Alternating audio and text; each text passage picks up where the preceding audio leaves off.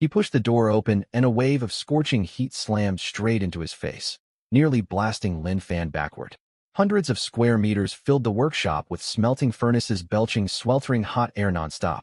Zhang Kong sprawled limply across a rickety rocking chair in the corner, his face caked in black ash, snoring loud enough to shake the walls. The old man must have pulled 2 all-nighters. He never even heard Lin Fan walk in. Lin Fan stepped over and gave his shoulder a gentle shake. Zhang Kong jolted upright off the chair like a spring, grabbing a nearby iron hammer to swing without hesitation, only to swallow his rage the second he saw Lin Fan standing there. He tossed the hammer heavily onto the ground, rubbed his grimy face, then turned to an iron workbench. Cupping a long, flat, dark purple box with both hands, he slid it firmly across the metal surface toward Lin Fan. Inspect the goods. Dark purple bags hung under his eyes, and he tilted his chin upward, brimming with undisguised pride, clearly waiting to be praised. Lin Fan pressed the latch, and the box clicked open. The dimly lit room instantly flooded with a dazzling orange halo. 60 streamlined throwing darts sat neatly locked into molded grooves. No longer jet black, each dart bore a deep purple-gold finish. Its twin wings were honed razor-thin, with a subtle curve at the tail, resembling plumes from a fierce bird of prey. Lin Fan picked one up, cold metallic texture seeped into his fingertips. He activated his scan ability. Luminous plume, orange grade. Attack, plus 260. Special effect, none. Lin Fan nearly dropped the dart in shock. 260 extra attack points. His old falling star darts only granted 50. This luminous plume boosted damage by more than 5 times over. His base attack stat sat at 171. With the dart's bonus, his total attack surged straight to 431. Coupled with the attack speed buff from his gray wolf gloves, he could unleash 30 shots per second with both hands, adding guaranteed critical hits and full armor penetration. Each strike would deal 862 damage. The mutated queen ant that had cost him endless effort to defeat before could now be erased in a single second. Lin Fan swept all 60 luminous plumes into his system inventory at once. Now he had full confidence heading to the front lines. Thanks, Lin Fan nodded. I think you've made a terrible mistake. Zhang Kong chugged a mouthful of cold water, staring at him with exasperation. The dart's base material paired with this top-tier crystal core could have forged 2 top-tier special effects. Wasting it with 0 special effects, utterly foolish.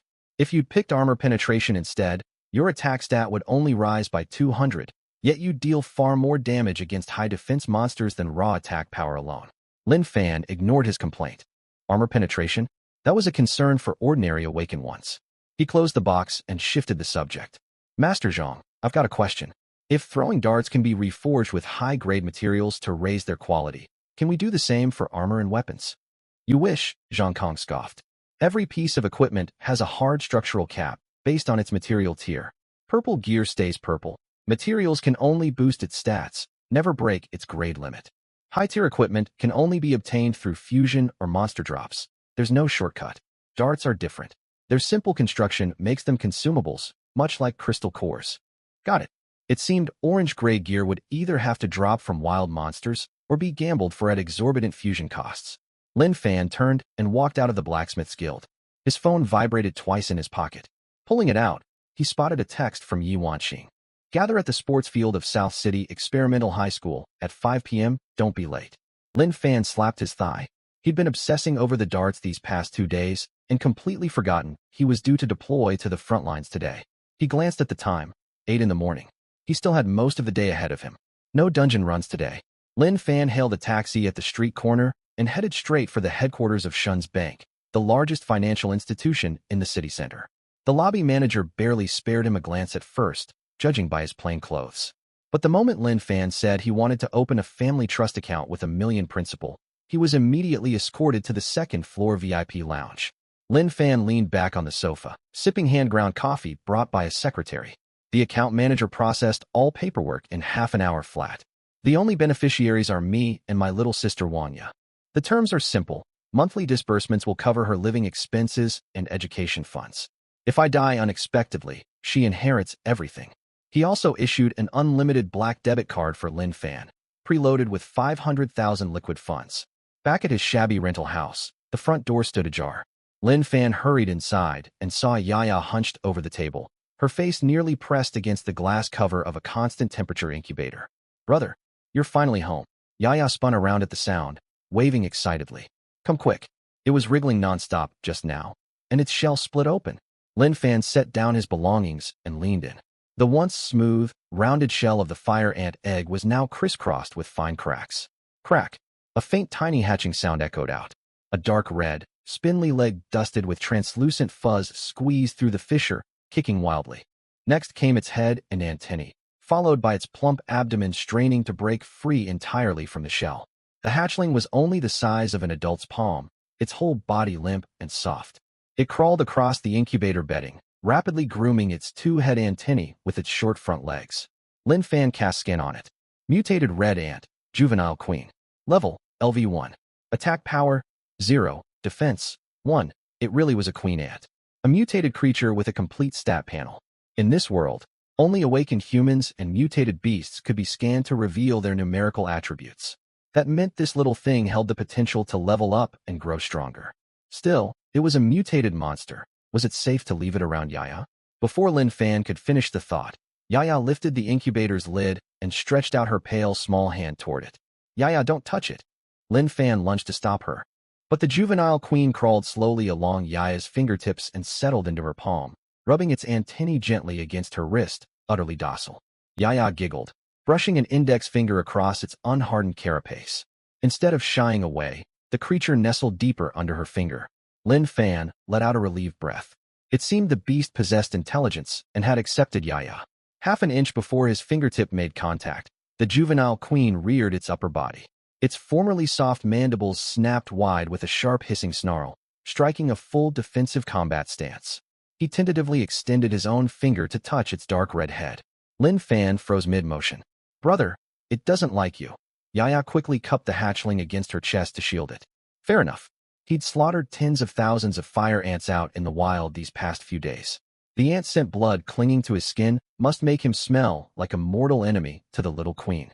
On the flip side, its extreme wariness meant once it matured, it might prove a loyal guardian for Yaya.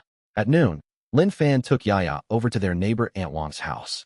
He laid out all the fresh meat and vegetables he'd bought in the kitchen, and the three shared a hearty, peaceful meal.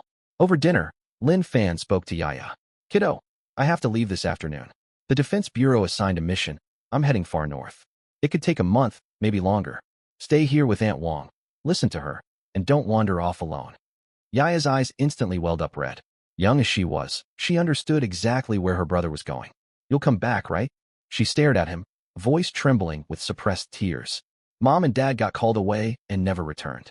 Tieju's dad left for duty last time and never came home either. I'm different. Lin Fan pinched her cheek lightly. Your brother's a powerful awakened now. Once this mission's done, I'll earn a fortune and buy you a whole room full of new dresses. Yaya sniffled and nodded hard. I don't want dresses. Just come back safely.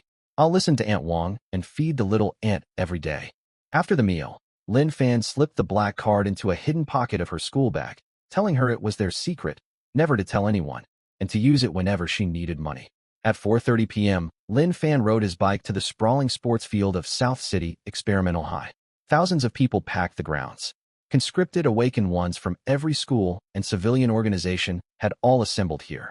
A rough glance counted at least 5,000 or 6,000 people. Security cordons lined the perimeter, and armed defense troopers patrolled to maintain order. Over here, from beneath the bleachers not far off, Yuan Xing waved her arm high. She'd changed into a sleek silver light armor battle dress with a cinched waist sash that accentuated her sharp, agile frame. Xinchang and Su Xiaoding stood beside her. Lin Fan strode over to them. Xinchang pulled a small brass medallion from his pocket and tossed it straight to Lin Fan. Lin Fan caught it. The front face was etched with 2 characters, Dawn. A serial number marked the reverse side. Pin it to your chest. Our squad's registered. Xinchang tapped his own chest, where an identical badge was fastened. This isn't just ID. When the teleportation arrays activate, it sends a resonant frequency signal that locks everyone wearing matching badges together, teleporting the whole squad to the same warzone coordinates. Silence. Everyone remained quiet.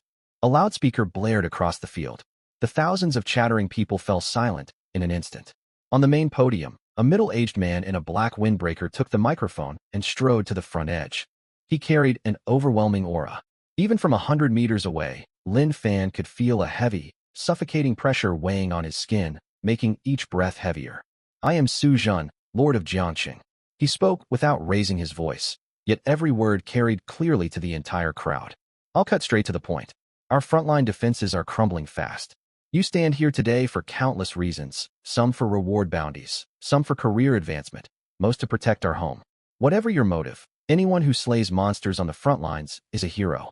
On behalf of every citizen of this city, I thank you all. Fight without fear for our homeland. Rest assured your families will be safe. If disaster strikes, I, Su Zhen, will stand at the very front to shield your loved ones. 2 beats of silence passed over the crowd, then a thunderous roar erupted. Lin Fan turned his head to find Su Xiaodang clutching a milk teacup beside him, her shoulders shaking violently. Her eyes were bloodshot red as big fat tears plopped down her cheeks. What's wrong with her? Lin Fan wondered. They were about to march into battle. How could her mental fortitude be this weak? Yi Wanqing leaned in and lowered her voice. The man on the stage is her father. Lin Fan froze. Su Zhen. Su Xiaodang. The city lord? It clicked in his head with a jolt. If the Su family were the city lord's kin, then this Shin Chong beside them must be from. You've heard of Shun's Bank, haven't you? Yi Wanqing read his train of thought, jerking her chin toward Shin Chong. It's their family enterprise. Their fortune funds 1/3 of all military supplies for Jiangqing. Lin Fan gasped, his gaze drifting to Yi Wanqing last. The Yi clan ranked among Jiangqing's foremost powerful aristocratic families. No wonder when they'd invited him to join their squad, they'd brushed off worries about monster material drops. He'd accidentally stumbled into a team of the city's elite wealthy heirs. Teleportation arrays activating. All personnel take positions. The loudspeaker crackled again. A massive silver runic circle lit up the ground at the field's center, hundreds of teleportation formations powering on simultaneously. Let's go. Shin Chong pulled his face guard down, hefted his giant shield, and marched into one of the glowing circles first. Su Xiaodang wiped her tears, gripped her staff tight, and followed. Lin Fan and Yi Wanqing stepped into the edge of the formation on either side of him. The 4 brass badges on their chests hummed in unison, spawning 4 faint, glowing lines linking them together. Initiate transport. Blinding white light swallowed all sight. Lin Fan felt his internal organs wrenched tight as if squeezed in a fist, his bones and joints torn apart, then pieced back together. Crippling weightlessness tangled with the vertigo of spatial rending washed over him all at once. Everything went pitch black. He lost track of time before solid ground finally met his feet. Wind thick with the stench of blood flooded his throat, making Lin Fan cough harshly. His vision slowly cleared. They stood on a flattened mountaintop platform ringed with dense military tents. Voices clamored all around, and low bestial roars echoed faintly from distant valleys, rolling like underground thunder one after another. Before Lin Fan could steady his balance, an object flew straight toward him. He caught it instinctively, a rolled parchment map. Shin Chong, Yi Wanqing, and Su Xiaodang each received an identical scroll. Maps. Monster spawn zones, risk tier divisions, camp coordinates. Everything's marked here. A deep, gravelly voice boomed down from a raised platform, worn rough from years of shouting orders. Lin Fan looked up. A middle-aged man clad in full combat armor stood atop the stage. Though barely 40, his face looked a decade older, a thick scar slicing from the corner of his mouth all the way to his ear, as if torn open by some beast's claws. My name is Gaoingjia. Call me Instructor Gao. He swept his gaze over the assembled crowd. I assign all missions for new recruits. Jiangqing has 3 war zones: Pingchuan, Greenwood, and Mountain Sea. You lot have been assigned to Mountain Sea War Zone. He paused, offering neither congratulations nor condolences. The crowd erupted into murmurs at once. Mountain Sea? Isn't that the zone with the highest mortality rate? I heard over 80% don't make it back. 8 out of 10 die out there. Anyone forming a party? I can heal and tank. Take me along. Silence. Gaoingjia hadn't raised his volume, yet the crowd fell dead silent instantly. Men like him needed only a single word to command obedience. Flip your maps over. The reverse side marks camp layouts. Quarters have already been assigned. Your mission is simple. He held up one finger. Venture freely into the low-risk zones marked on your map. Each monster slain earns 1 contribution point, the sole currency here. Food, water, gear, medicine, everything is traded for points. Second rule. He lifted a second finger. Anyone with fewer than 100 contribution points will be reassigned to the front line as cannon fodder. He dropped his hands to his sides. So your number 1 objective, survive. With that, Gaoingjia strode off the platform without a backward glance. 1,000 recruits stood frozen where they were, some pale-faced, some white-knuckling their weapons, most staring blankly, waiting for someone to tell them what to do next. No instructions came. "Regather here in 2 hours," Xinqiang spoke up beside him. "Head to your assigned quarters first to drop off gear and memorize the layout." Lin Fan unrolled his map and located his temporary lodgings per the markings. A single military tent furnished with a cot, desk, chair, and storage locker, sparse but complete. Far roomier than his 10-square-meter rental house. Lin Fan sat on the bed and spread the map fully flat. A copper bracelet slid out from the scroll's inner fold and landed in his palm, etched tiny along its inner band. Kills on mutated life forms automatically register contribution points. He snapped the bracelet around his wrist and refocused on the map. The entire Mountain Sea warzone radiated outward from the main camp in 3 concentric risk tiers. Danger intensified the farther one traveled, with forward outposts stationed between each layer. Lin Fan scanned the map's labels and fixed his gaze on a spot at the low-risk zone's border, Hivewood Grove. He memorized the coordinates and folded the map away. 2 hours until regrouping. Lin Fan arrived back at the meeting point earliest. While waiting, he wandered the camp perimeter. The base sat halfway up the mountain, its peak sheared waist-high to form a massive flat platform. The near-vertical cliff face dropped roughly 100 meters, a natural defensive wall. Only flying monsters could scale the sheer rock below. Soon after, Xinqiang and the other 2 showed up one by one. Lin Fan's eyes widened slightly at the sight before him.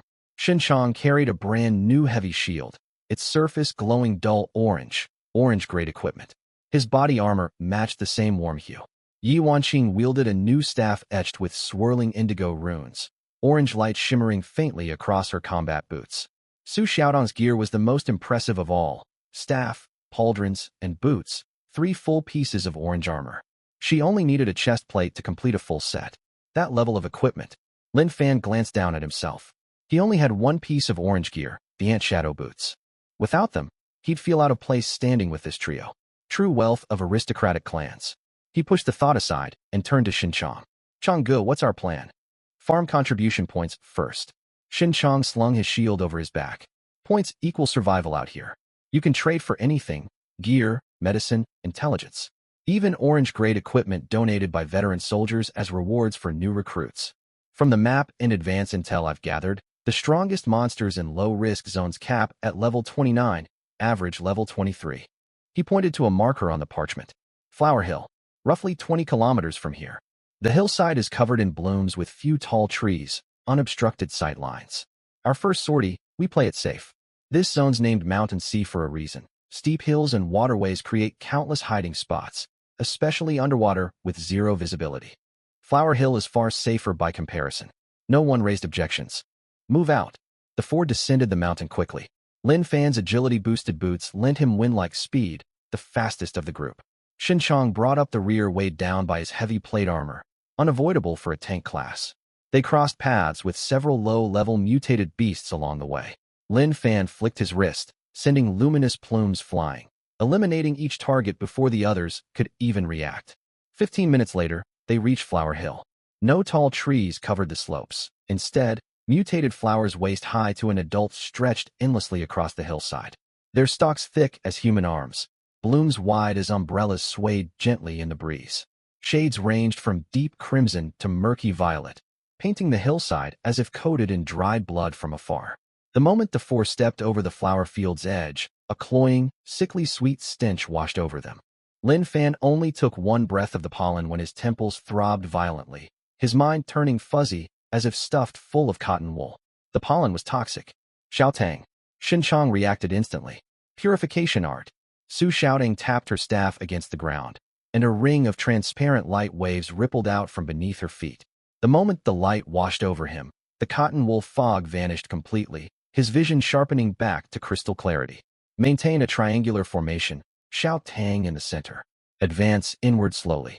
Xinqiang raised his shield to take point. The 4 of them stepped cautiously deeper into the flower thicket. The flower stalks grew densely, reaching as tall as an adult man. Though the sky stretched open overhead to give a false sense of wide sight lines, the ground beneath their feet was completely obscured. "Watch out." Yi Wanqing let out a sharp cry of alarm. Something had clamped hard onto her calf, and her health bar plummeted visibly before their eyes. Lin Fan glanced down. A football-sized spider clung to her leg. Its 8 hairy legs dug into the stalks, Venom fangs sunk deep into her flesh. A monster status skin popped up the instant he laid eyes on it. Mutated Spider LV.22 ATK, 400 def, 150 HP, for 1000.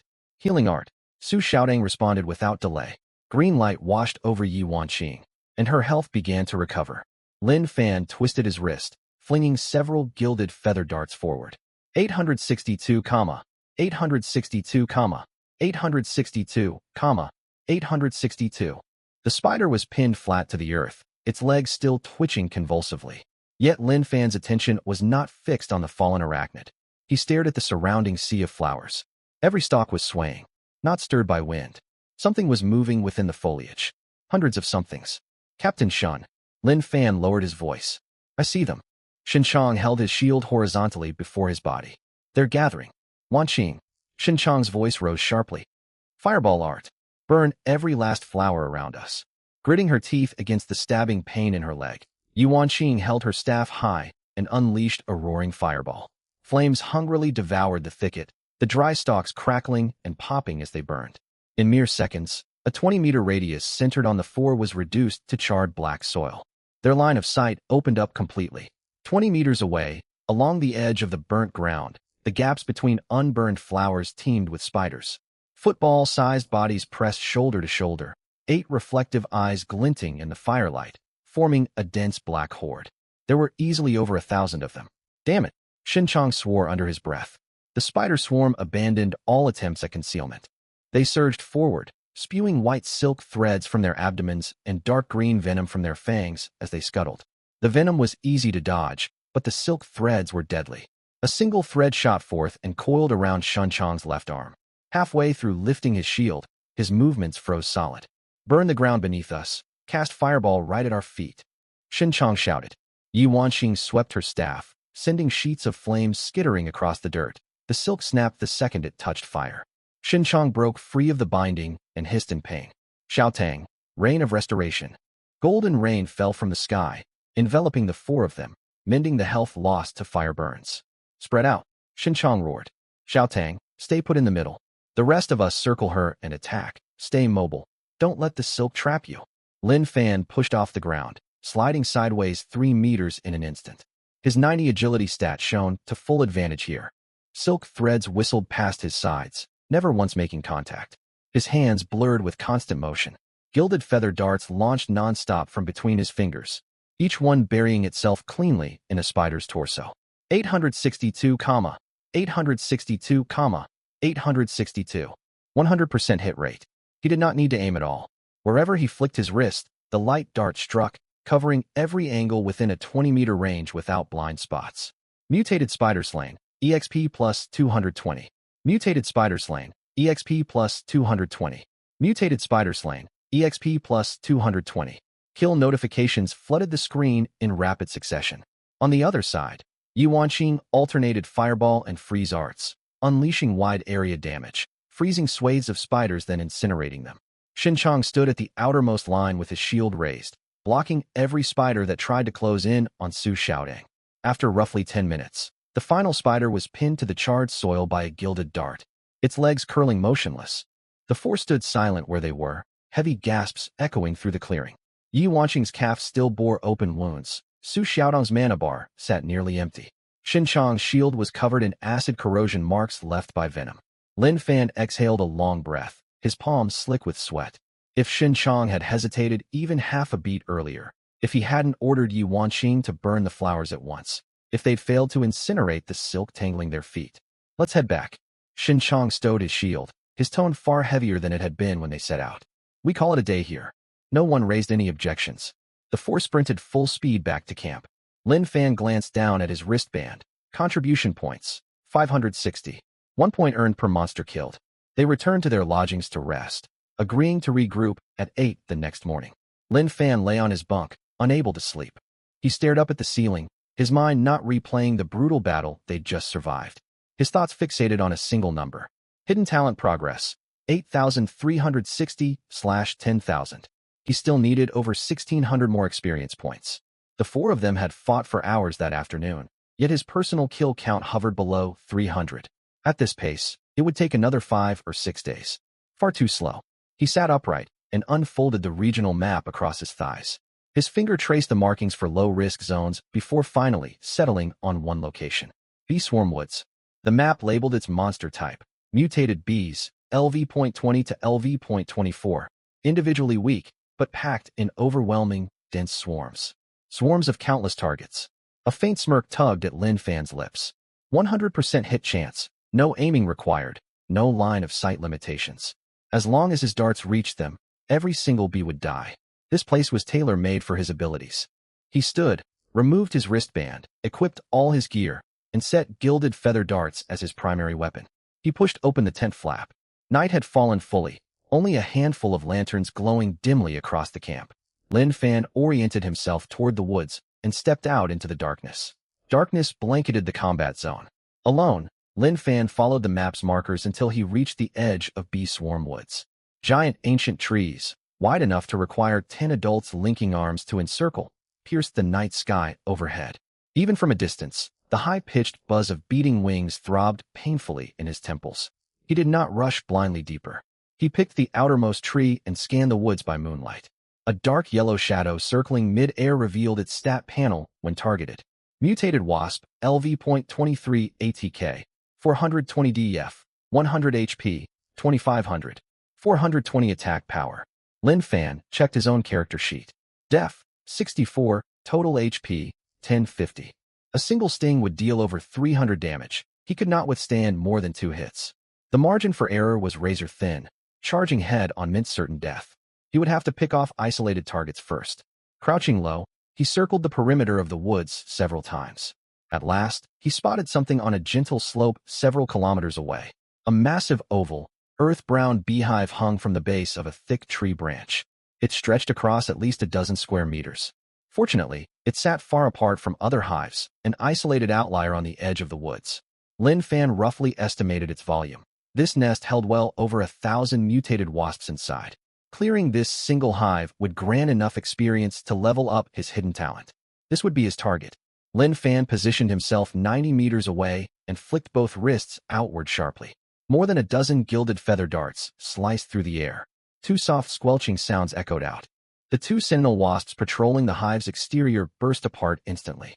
The entire beehive erupted into furious motion. The hive's surface writhing violently. A massive cloud of dark yellow insects surged out from the bottom opening, streaking straight toward Lin Fan. Lin Fan pushed off the ground, sliding backward rapidly, relying on his towering 90 agility stat. His wrists blurred with non-stop movement. He unleashed his maximum fire rate of 30 darts per second. A dense purple-gold light net spread across the night sky. Every dart that left his hand buried itself in a wasp's torso without fail. 100 hit rate, forced critical strikes, armor penetration ignored. 862, 862, 862. Swarms of red damage numbers floated upward non-stop. 3 darts took down a single wasp. Wasp corpses pelted the ground like rain. More wasps pressed forward in a frenzy, drawn by the scent of their dead kin. Lin Fan never let them close into a full encirclement. Whenever the swarm closed within 30 meters, he spun and sprinted to widen the gap. When they halted pursuit, he advanced to strike again. Hit and run tactics, repeated over and over. Retreat when they advance, harass when they hold their ground. After a dozen minutes, the pursuing insect cloud had thinned by more than half. Seeing the swarm dwindle, Lin Fan stopped retreating entirely. He planted his feet 50 meters from the hive, his hands turning into blurs as he poured out a relentless stream of darts. Every wasp that emerged was slain on the spot. System kill alerts flooded his screen without pause. Just then, an ear-splitting shriek reverberated from deep within the hive. The hive's outer shell shattered under a tremendous impact. A colossal wasp the size of a full-grown human burst forth. Its body covered in jagged purple-black barbs, a half-meter-long pale blue venom stinger dangling from its tail. Mutated wasp queen, LV.25 ATK, 620 DF, 200 HP, 3500, 620 attack power. Even a grazing scratch would spell Lin Fan's end. The queen had only just spread her wings, not yet locked onto his aggro. Lin Fan hurled darts from both hands at once. 5 gilded feathers flew in a tight line, screaming through the air, piercing straight through the queen's compound eyes. Armor penetration, critical hit. Her 3,500 health pool emptied in an instant. Before the queen could unleash a single attack, her massive body plummeted from midair and crashed into the mud.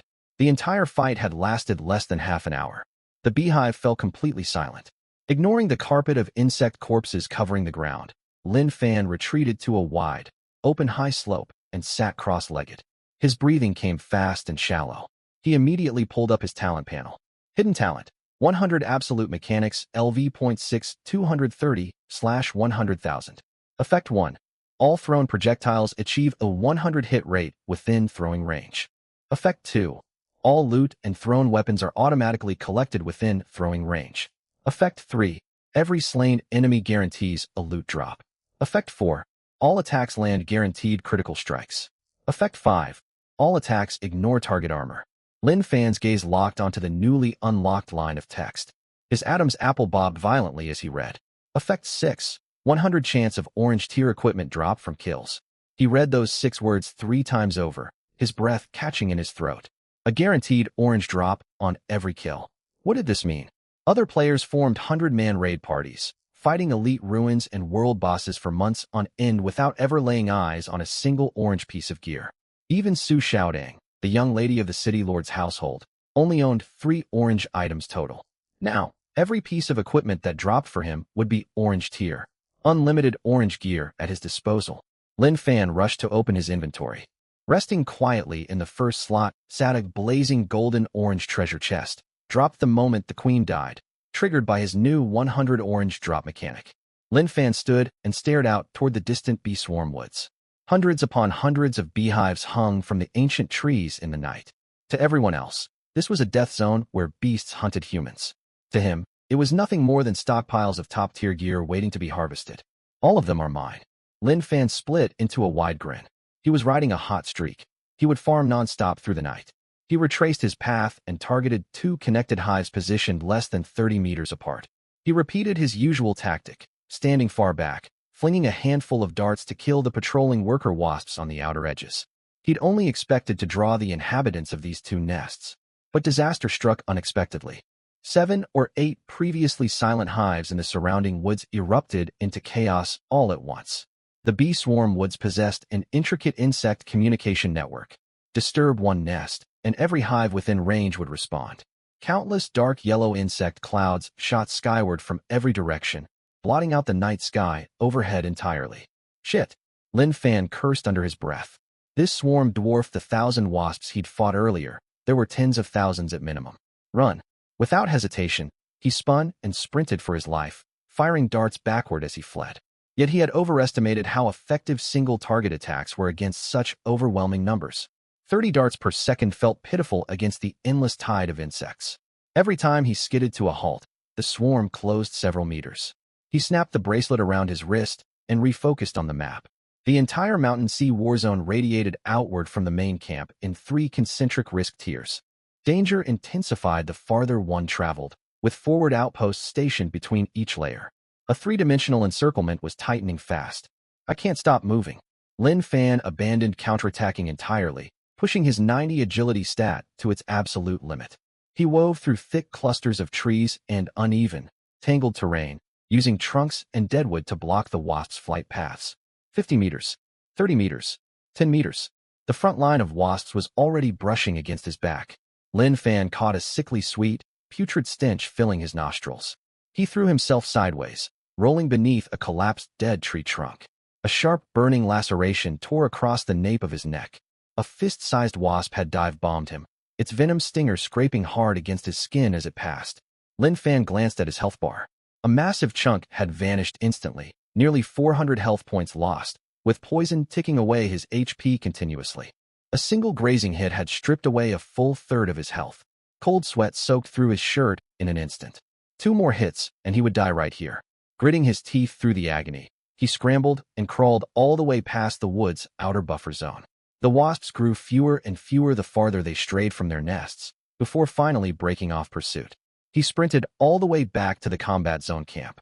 Stumbling into his temporary lodging, Lin Fan slid down the doorframe, drained of all strength. His clothes clung to his body, saturated with sweat. His heart hammered wildly in his chest. He'd barely escaped with his life. If the swarm had trapped him for even a few more seconds, tens of thousands of wasps would have gnawed his flesh down to bone. He dragged himself onto his camp cot, scrubbed a hand roughly over his face, and forced himself to calm down and analyze his mistakes. He'd nearly died for 3 key reasons. First, overconfidence. Unlocking a brand new talent effect and one-shotting the queen so easily had made him underestimate the dangers of this combat zone. Second, poor environmental awareness. Venturing deep into the woods after dark limited his sight lines drastically. If he'd come during daylight, he would have spotted the linked hives well in advance and avoided being surrounded. Third, abysmally low survivability, his core flaw. Only 64 defense and 1050 total HP. With stats this frail, any swarm of monsters could kill him in 2 hits. The free attribute points earned from leveling were far too few. Pouring every single point into defense would barely make a difference. To raise his survival threshold, he could only rely on better gear to stack defensive stats. Lin Fan's gaze drifted to the orange treasure chest dropped by the Wasp Queen. He could only hope it contained a powerful armor piece. He selected Extract. The chest materialized atop his cot. Open. The orange radiance faded, revealing a brand new piece of equipment centered on the interface, a pair of boots. Wasp boots, orange tier. Agility plus 90. Attack plus 120. Special effect 1. Reduce all physical damage taken by 30. Special effect 2. Wasp shadow. Movement speed increased by 50 when out of combat. Gem socket, empty. Lin Fan's eyes lit up brighter with every stat line he read. This gear completely outclassed his current ant shadow boots in every way. 90 agility and 120 attack instantly boosted his overall combat power by a massive margin. The 2 special effects were game-changing. 30% physical damage reduction effectively multiplied both his defense and effective health pool. The 50 out of combat movement speed boost was a godsend built perfectly for his hit and run kiting playstyle. If he'd worn these boots during his escape just now, he would never have been chased into such a desperate predicament. He cleared his racing thoughts. The clock read 1:15 a.m. He'd been fighting nonstop all night, his nerves stretched taut to breaking point. Overwhelming drowsiness crashed over him.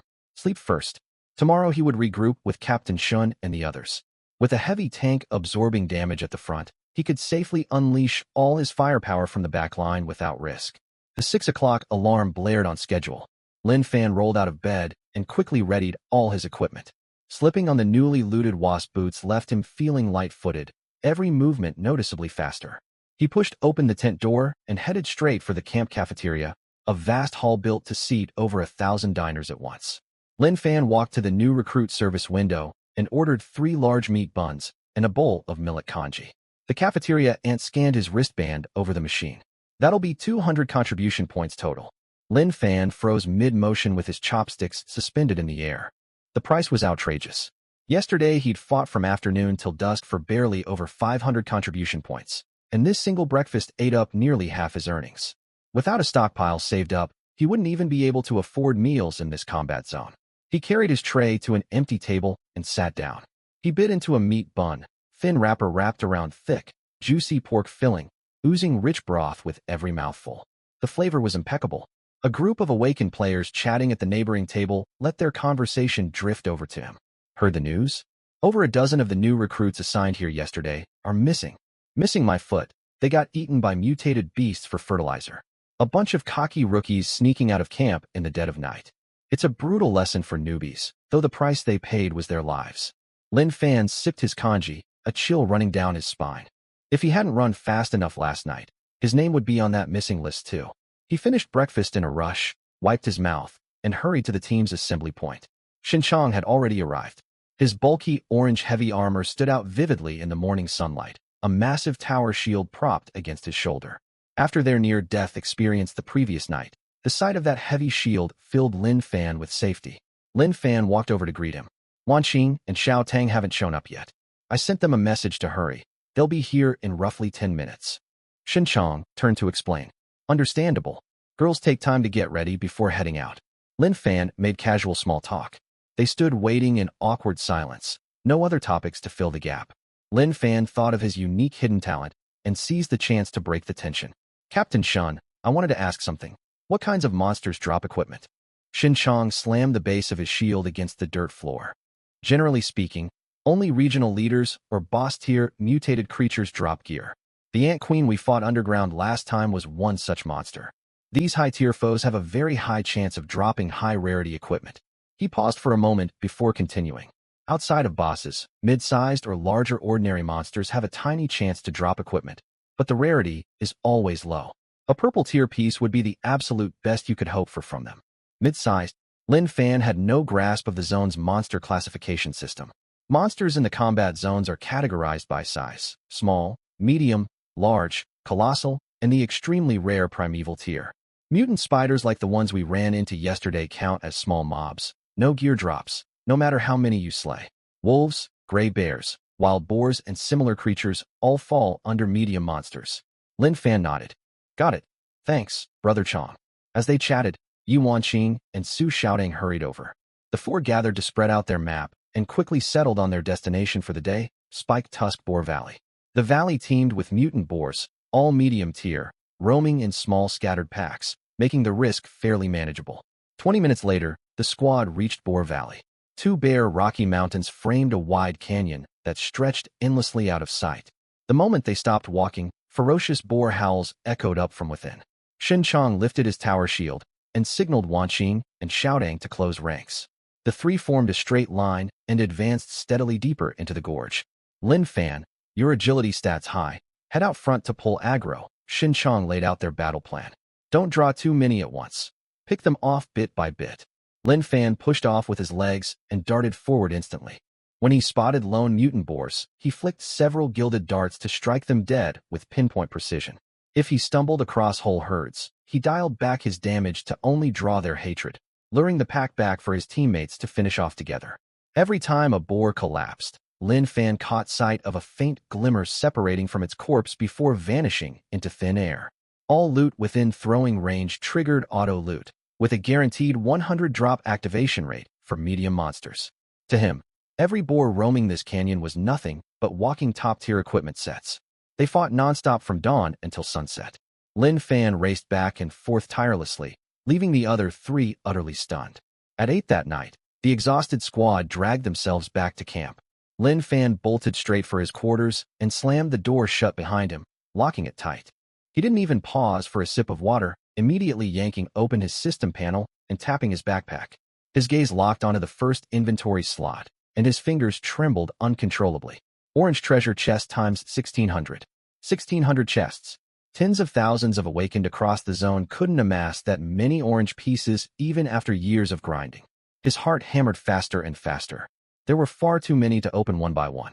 Taking a deep breath, Lin Fan tapped bulk open. Streaks of golden light flashed in rapid succession. 1600 orange-grade items of every equipment type lined the panel. Armor, bracers, boots, gauntlets, staves, heavy shields, everything he could need. Lin Fan reined in his excitement and began sorting through the horde of premium gear. What he lacked most right now wasn't attack power, but survivability. As a courier, his fragile health pool was a fatal flaw, so he prioritized defensive armor that boosted defense, max HP, and carried damage reduction passives. After a dozen minutes, he settled on 3 pieces. Shooting star bindings, orange quality. Agility, plus 84. Attack, plus 110. Special effect, reduce critical damage taken by 30. Shooting star plate armor, orange quality. Stamina, plus 50. Defense, plus 300. Max HP, plus 3000. Special effect, reduce magic damage taken by 30. Shooting star vambraces, orange quality. Defense, plus 200. Max HP, plus 2500. Special effect, reduce poison damage taken by 30. All 3 were heavy armor pieces stacked with damage mitigation effects. He already kept the wasp boots for movement speed, so he skipped swapping them out, tapping equip all at once. Once the 3 pieces settled on his frame, Lin Fan eagerly pulled up his stat panel. Profile name, Lin Fan class, courier rank D, level, LV.18. Stamina, 55. Agility, 180. Defense, 504. Attack, 261. Max HP, 5550. 504 defense, 5550 HP, plus 3 separate 30 damage reduction buffs. Lin Fan clenched his fist, feeling surging power well up inside him. If he stepped back into the wasp hive woods now, those mutant wasps wouldn't even scratch his skin. 11 p.m. rolled around. Lin Fan slipped the contribution point wristband off his arm and tossed it onto his camp cot. If anyone saw him wearing it after grinding hundreds of thousands of contribution points overnight, the Defense Bureau would haul him in for dissection research first thing tomorrow. He pushed open the door and melted into the night. He headed straight for the wasp hive woods from the previous night. When he reached the forest's edge, the high-pitched buzz of beating wings blared as loud as ever. Lin Fan stood in the clearing and channeled his full 180 agility stat, unleashing a blistering attack speed of 60 projectiles per second. 60 purple-gold gilded darts wove a dense web of fire around his body. He blew through the outermost row of beehives in one barrage. Countless mutant wasps swarmed out of the nests, diving down on him in a black tidal wave. Hundreds slammed into his body, their cyan venom stabs stabbing deep. One. Only a single HP point deducted per hit. Damn, this world's determined to hold me back, Lin Fan grumbled internally. If this entire swarm descended on him from all sides, his 5,000 plus HP would vanish in seconds. He decided to retreat for safety, sprinting full tilt to shake off the wasps before staggering back to his tent. Messy as he looked, he'd come out unharmed. Warning, warning. Massive creature horde detected approaching. Prepare defensive formations. The combat zone's emergency broadcast crackled to life without warning. All awaken report for emergency assembly immediately. All awaken report for emergency assembly immediately. On top of the high platform, Liao Yongsheng, head administrator of the low-risk zone, stood ramrod straight. Behind him stood 4 middle-aged men, including Gao Yingjia, fully clad in battle armor scored with scratches and crusted with dried black blood. Liao Yongsheng didn't use a megaphone. His gravelly voice cut clean through the wind. I'll keep this brief. No reinforcements coming. The mid and high-risk zones are under siege too. All high-tier awakened are pinned down fighting. Right now, it's just us holding this line. A deathly silence fell over the crowd for a heartbeat. Thousands of bloodshot eyes locked rigidly onto the platform. Fall back, and Jiangxing turns to rubble. Your wives, your children, they're all trapped inside that city. Liao Yongsheng slapped the well-worn battle sword at his waist. I'll stand and fight alongside every last one of you till the end. Now split off into your individual squads, scatter, and divide our forces. The words barely left his mouth when the stone slabs underfoot shook violently. Roars echoed in a continuous chorus from the cliff bottom. The tremors intensified tenfold, loose gravel skittering down the rock faces. Lin Fan's squad claimed a raised stone ledge. Xin Chong slammed his tower shield hard into the stone. Triangle formation. Xiaodang at the center, rotate positions every 5 minutes. Leave 0 blind spots. Mutant rat tide. Someone at the front screamed, voice cracking with terror. Black surging shadows spilled over the cliff's edge. Rats the size of adult cats, bloated ones as big as wild boars, packed together in a writhing mass. Their razor claws scraped deep gouges into the rock, showering sparks everywhere. The rat swarm washed over their defensive line. Tents and wooden palisades were gnawed to splinters in an instant. Several giant rats lunged into the crowd, and screams tore through the night sky. A spear-wielding awakened was tackled to the ground, not even given a chance to struggle before being dragged under the rat horde. Only sickening crunching chewing sounds remained. Liao Yongsheng drew his long sword, blazing crimson light erupting along its blade. He leaped straight off the 100-zhang cliff alongside Gao Yingjia.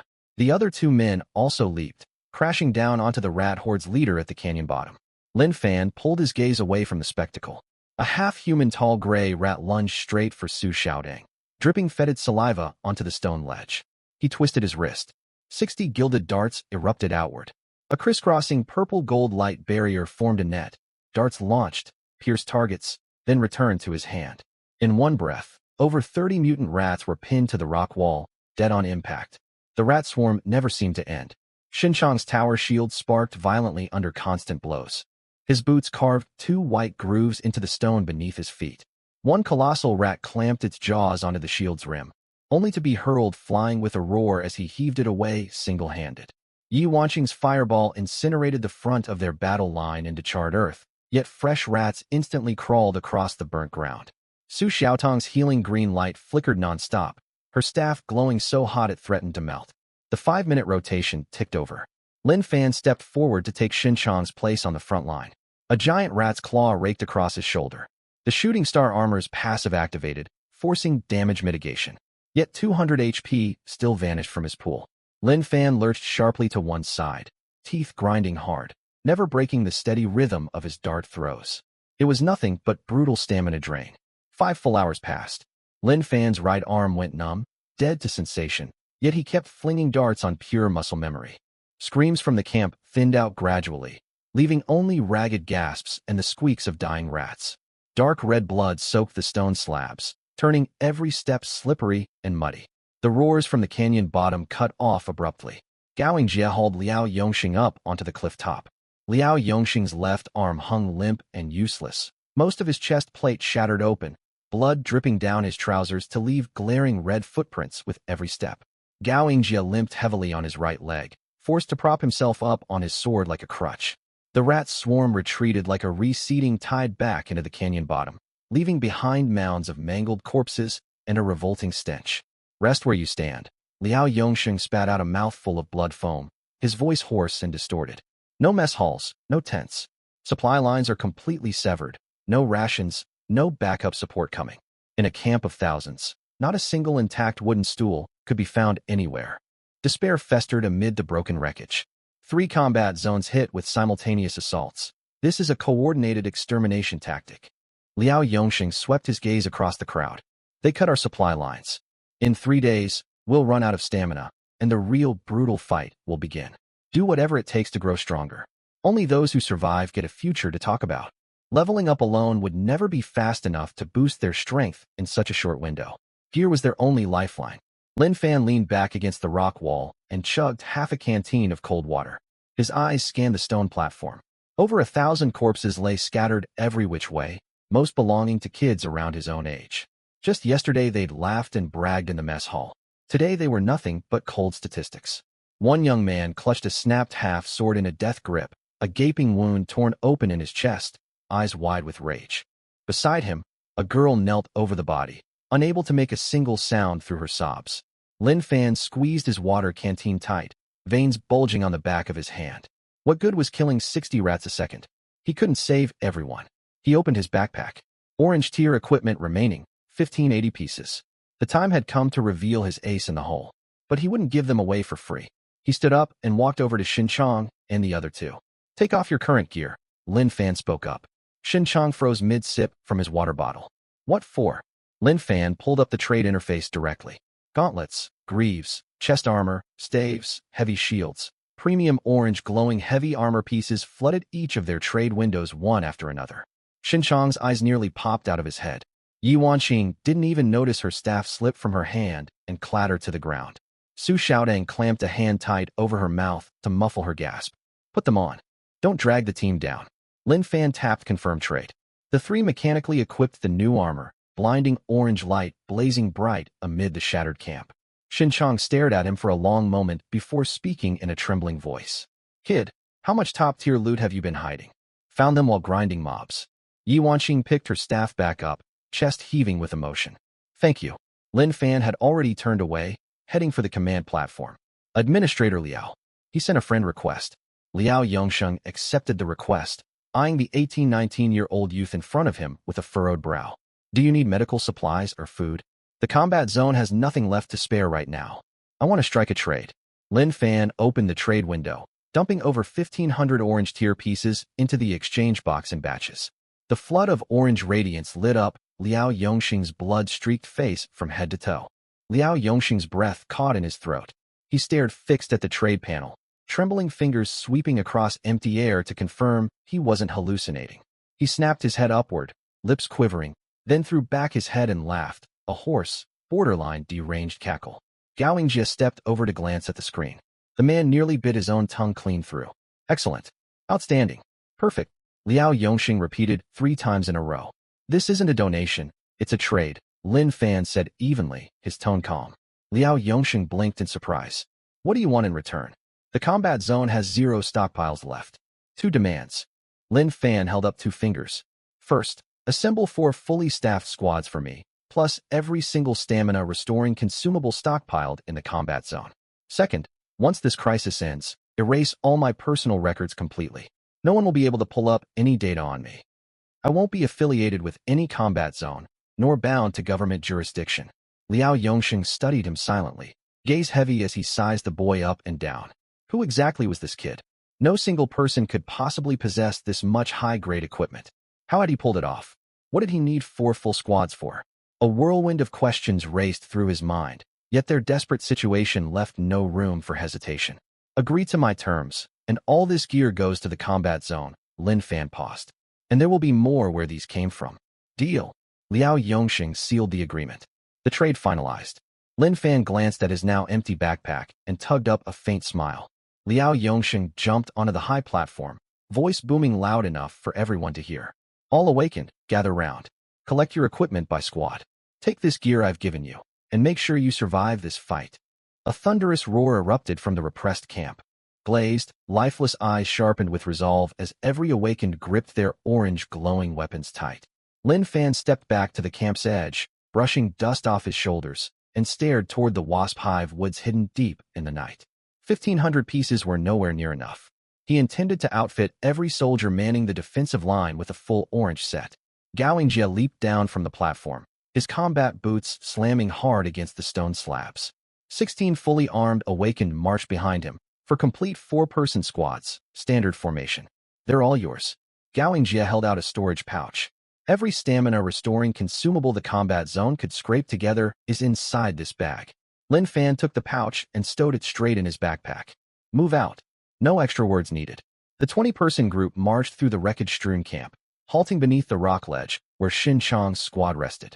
Xin Chang was wrapping bandages around a gash on his arm. He paused mid-motion when he saw Lin Fan approaching with a full detachment. Captain Shun. Lin Fan spoke. These 4 squads will merge with ours temporarily. We form a 20-person regiment. I hold full command over all upcoming operations. Xin Chang glanced at Lin Fan, then swept his eyes over the 16 orange armored soldiers behind him. What's your plan? Farm mobs. Xin Chang tied the bandage tight in a firm knot and stood upright. Fine. We follow your lead. Lin Fan opened his backpack, split the stamina supplies into 4 equal stacks, and tossed 1 pile to each squad captain. 2 days to wipe the wasp hive woods off the map. Any objections, speak now, otherwise we leave immediately. Lin Fan turned and led the way forward, the full regiment trailing after him toward the wasp forest.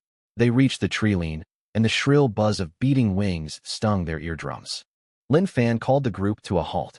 Healers formed the innermost ring, archers the second ring. Warriors and mages pair up to hold the outer perimeter. Hold formation, no breaking ranks. Everyone scrambled into position instantly, 3 concentric circles locking into place. Lin Fan stood beside the healers, gilded darts balanced between his fingertips. Advance. The formation pressed forward, heavy warriors lifting massive shields, their amplified strength stats surging to full power. Boom. Towering trees blocking their path were smashed clean through, splinters flying everywhere. Mages advanced right behind the front line, hurling fireballs into dense underbrush. Flames roared skyward, crimson light painting the heavens. The beehives deep in the woods ruptured open, and the zone's shared information network activated. Tens of thousands of hives erupted in simultaneous chaos. Mutant wasps surged out in endless waves, coalescing into a black insect tide that crashed down on their formation. Don't retreat. Stand and meet them head-on. Xin Chang planted his shield firmly at the absolute front line. The insect swarm slammed into their defensive perimeter, cyan venom stabs stabbing relentlessly into the outer ring warriors and mages. 1, 1, 1. Forced single-point HP deductions, countless white damage numbers floating. That's all the damage they can muster? Xin Chang let out a loud laugh, slamming his shield forward to crush a wasp into pulp with 1 blow. Archers in the second ring drew their bows to full tension, arrows piercing straight through the wasp's abdomens with pinpoint accuracy. Mages poured unrelenting firepower, chain fireballs detonating inside the swarm to wipe dozens of wasps' HP bars in single blasts. Lin Fan stood within the inner circle, his hands blurring into motion as 60 gilded darts launched at once, 3 darts skewering each wasp to the bone. A 20-person party hit the hard cap for the system's loot and experience calculation mechanic. Any fewer wasted efficiency, any extra members would not register progress toward mob clears. 1,040. 1,040. Crimson damage numbers flickered non-stop, his experience bar skyrocketing upward. Mounds of wasp corpses piled high, only to be incinerated into ash by cascading fireballs moments later. The regiment circled the wasp hive woods, contracting inward ring by ring toward the forest's core. Giant trees toppled, beehives shattered to pieces, and every wasp within 5 meters was torn to shreds. The battle dragged on until dusk the following day. Pop! Lin Fan's dart pierced the compound eyes of the final mutant wasp queen, sending her crashing into charred earth. The wasp hive woods was erased entirely from the map, nothing but burnt wasteland stretching to the horizon. Lin Fan recalled his gilded darts to his hands. Mission complete. Dismiss your squads. The 4 captains exchanged glances, asked no questions, and led their teams back to camp. Lin Fan stayed behind, settling down on a massive boulder and opening his system backpack. 35,000 orange treasure chests stacked every inventory slot. The whole screen washed out with orange light. Wasp claws, wasp stingers, wasp tails, 3 unique drop materials, over 10 million of each stockpiled. Far too many to scroll through in a single page. Lin Fan tapped bulk open. 35,000 bursts of orange light exploded across the screen. Shooting star heavy plate orange, raging blast staff orange, shadow step leather boots orange. Premium armor pieces for every equipment slot flooded his backpack instantly. He closed the equipment panel and pulled up the chat interface to message Liao Yongsheng. How many more pieces of gear does the combat zone still need? Send me a full list. 3 seconds later, the inventory requirement list popped up. 10,000 pieces short. Lin Fan selected 15,000 orange tier items in the trade window and hit send. A full minute passed before Liao Yongsheng's reply arrived. Received. A second message pinged through right after. Your full personal record erasure protocol is ready to activate. When would you like it executed? Lin Fan typed his response quickly. Now. New codename. 0. 5 minutes later, a system notification chimed. All personal data linked to your profile has been permanently erased. Your new official codename. 0. All digital traces associated with your identity have been wiped from every database channel. Lin Fan opened the chat system again. His class 3 senior group chat vanished. Message threads with Xin Chong, Yuan Qing, and Su Xiaoding emptied completely. His contact list sat blank, empty. Only the global public channel and his private chat window with Liao Yongsheng remained. Lin Fan closed the chat menu and pulled up his stat panel. Level, LV.28 hidden innate talent level, LV.9. He scrolled his gaze downward, and 3 newly unlocked passive effects glowed with dim golden light at the bottom of the screen. Effect 7, 100 lifesteal effect 8, 100 splash damage splash radius, 100 meters, 100 damage transference effect 9, 100 compatibility rate lifesteal, recover HP equal to all damage dealt, infinite sustain, an unkillable perpetual machine. Splash damage, full damage within a 100-meter radius. The denser the targets, the more devastating the chain reactions. Compatibility rate. Lin Fan glanced at his class panel. Dart thrower rank D. Still rank D, plain and simple. He could not fully grasp what this effect entailed for the time being. His gaze drifted downward. Free attribute points. 199. Lin Fan's fingers froze. Level 28, with 199 unallocated points. He did quick mental math. That averaged out to 7 points per level. Rank D Awakeners gain 1 free attribute point per level up. Rank C, 2 points. Rank B, 3 points. Rank A, 4 points. Rank S, 5 points. Rank SS, 6 points.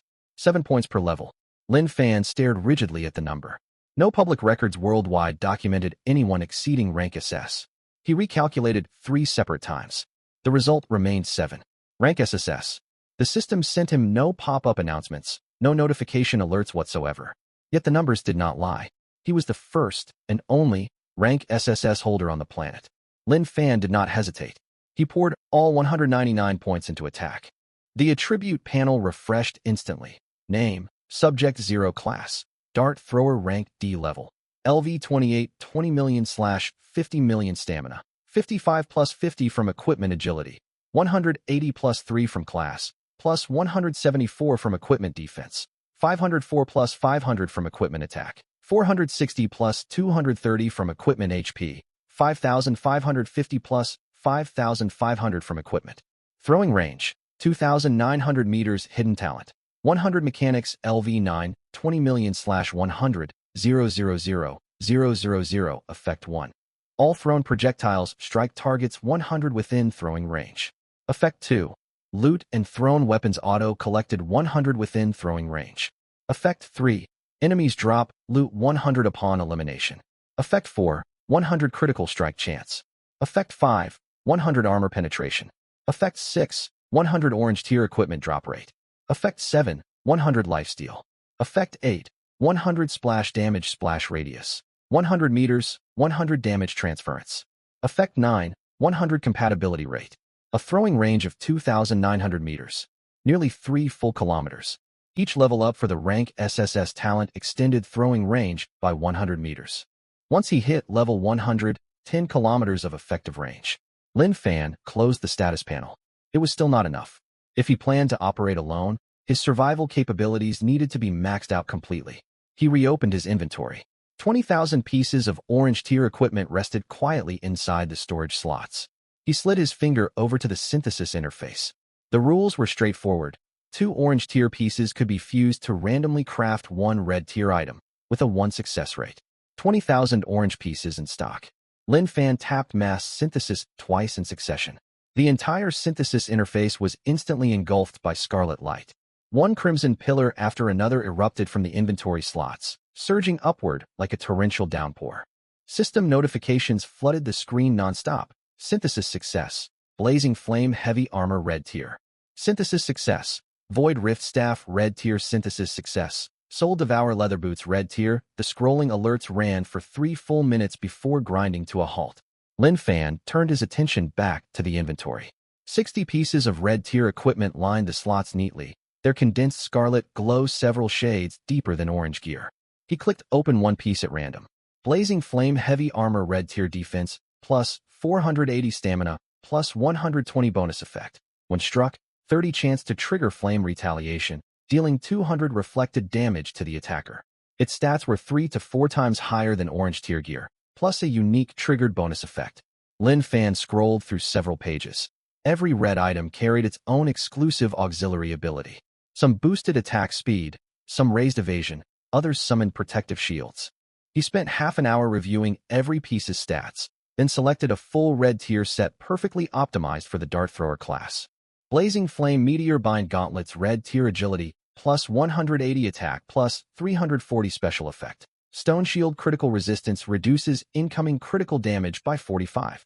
After taking a critical hit, gain an additional 10 universal damage reduction for 3 seconds. Red Exclusive Passive, Meteor Solid Physique. When HP drops below 50, critical damage reduction rises by an extra 15.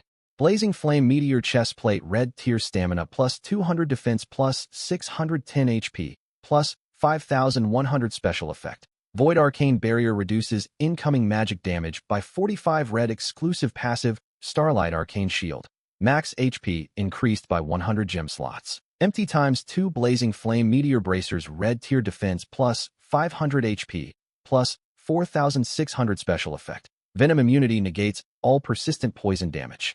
Red Exclusive Passive A Doom Bane. Block 1 Fatal Strike. 180-second cooldown gem slots. Empty times 2 Blazing Flame Piercing Hornet Boots Red Tier Agility, plus 240 attack, plus 400 Special Effect 1. Iron Wall Martial Guard reduces incoming physical damage by 45. Gain 1 movement speed for 5 seconds upon landing a basic attack, stackable. Special Effect 2. Hornet Shadow Rush movement speed doubled out of combat. Instantly purge all slow debuffs when exiting combat. Red Exclusive Passive, Meteor Shadow. 10 increased chance to dodge basic physical attacks gem slots. Empty times 2 His attribute panel flickered as the new set equipped. Stamina rocketed from 55 to 205. Agility surged from 180 to 426. Attack jumped from 460 to 970. Defense climbed from 504 to 1,104. HP skyrocketed to 19,500. Red Exclusive Passive, Starlight Arcane Shield. Max HP doubled. With this attack stat paired with 100 critical strikes, full armor penetration, and unmitigated splash damage, no living creature could survive within 3 kilometers. Lin Fan shut the panel. Night wind swept across the charred wasteland, swirling tiny broken hornet wing fragments through the air. He stood and brushed ash off his trousers. He would keep the remaining red tier equipment for later synthesis into dark gold and legendary tier gear. Day 1 of solo operations began now. Lin Fan lifted his foot and stepped into the darkness. A single trail of footprints marked the scorched earth behind him. No squad, no name, no origin. Codename, 0. Gray dawn light spilled over the horizon. Boom. The entire mountain platform shuddered as if struck by a giant sledgehammer, gravel skittering down the cliff edges. Lin Fan's eyes flew open, and his body sprung upright on instinct. The war zone broadcast blared across the area once more. All awakeners, man battle stations. Repeat, all awakeners, report to combat positions immediately. He threw back the tent curtain. Chaos erupted outside. Unlike the frantic disarray of the last battle, thousands of people moved in eerie unified sync this time. Orange equipment glows merged into a continuous sheet in the dim morning light, as if molten lava coated the mountaintop. Tanks formed a perimeter front line, mages channeled spells in standby, and healers huddled at the rear. The confidence granted by high-tier gear outmatched any rallying speech. Lin Fan did not seek out Shin Chong and the others. Gripping his luminous plume darts tight, he sprinted straight for the highest vantage point of the camp. He scaled it in 3 quick bounds to overlook the entire battlefield from above. His breath caught. Last time, it had been a rat horde. This time, every breed of mutated beasts swarmed together. The canyon below the cliff wall writhed with a pitch-black mass, completely obscuring the ground beneath. A cacophony of beast roars, wing beats, and scraping chitin shook the earth.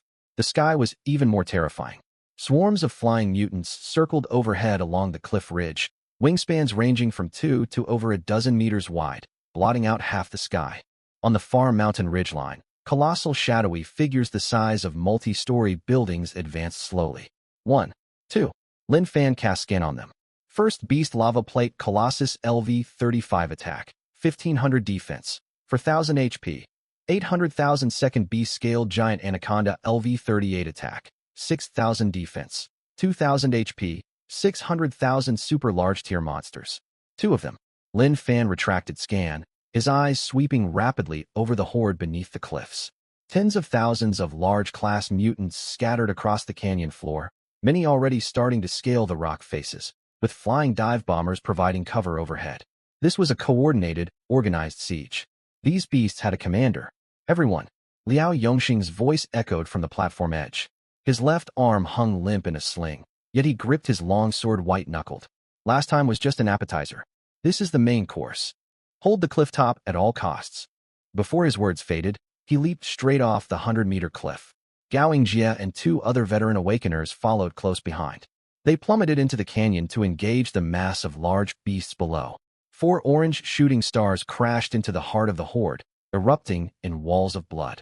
Combat ignited simultaneously atop the cliff. The first wave of flying mutants dove down, 3-meter mutated vultures with iron-sharp beaks and wind-cutting talons. Archers loose. Mages, blanket fire. Arrows and fireballs stepped skyward. Mutated vultures fell in droves, their carcasses slamming against the stone pavement, yet endless swarms surged to take their place. Watch the cliff walls, someone roared. Lin Fan followed the shout.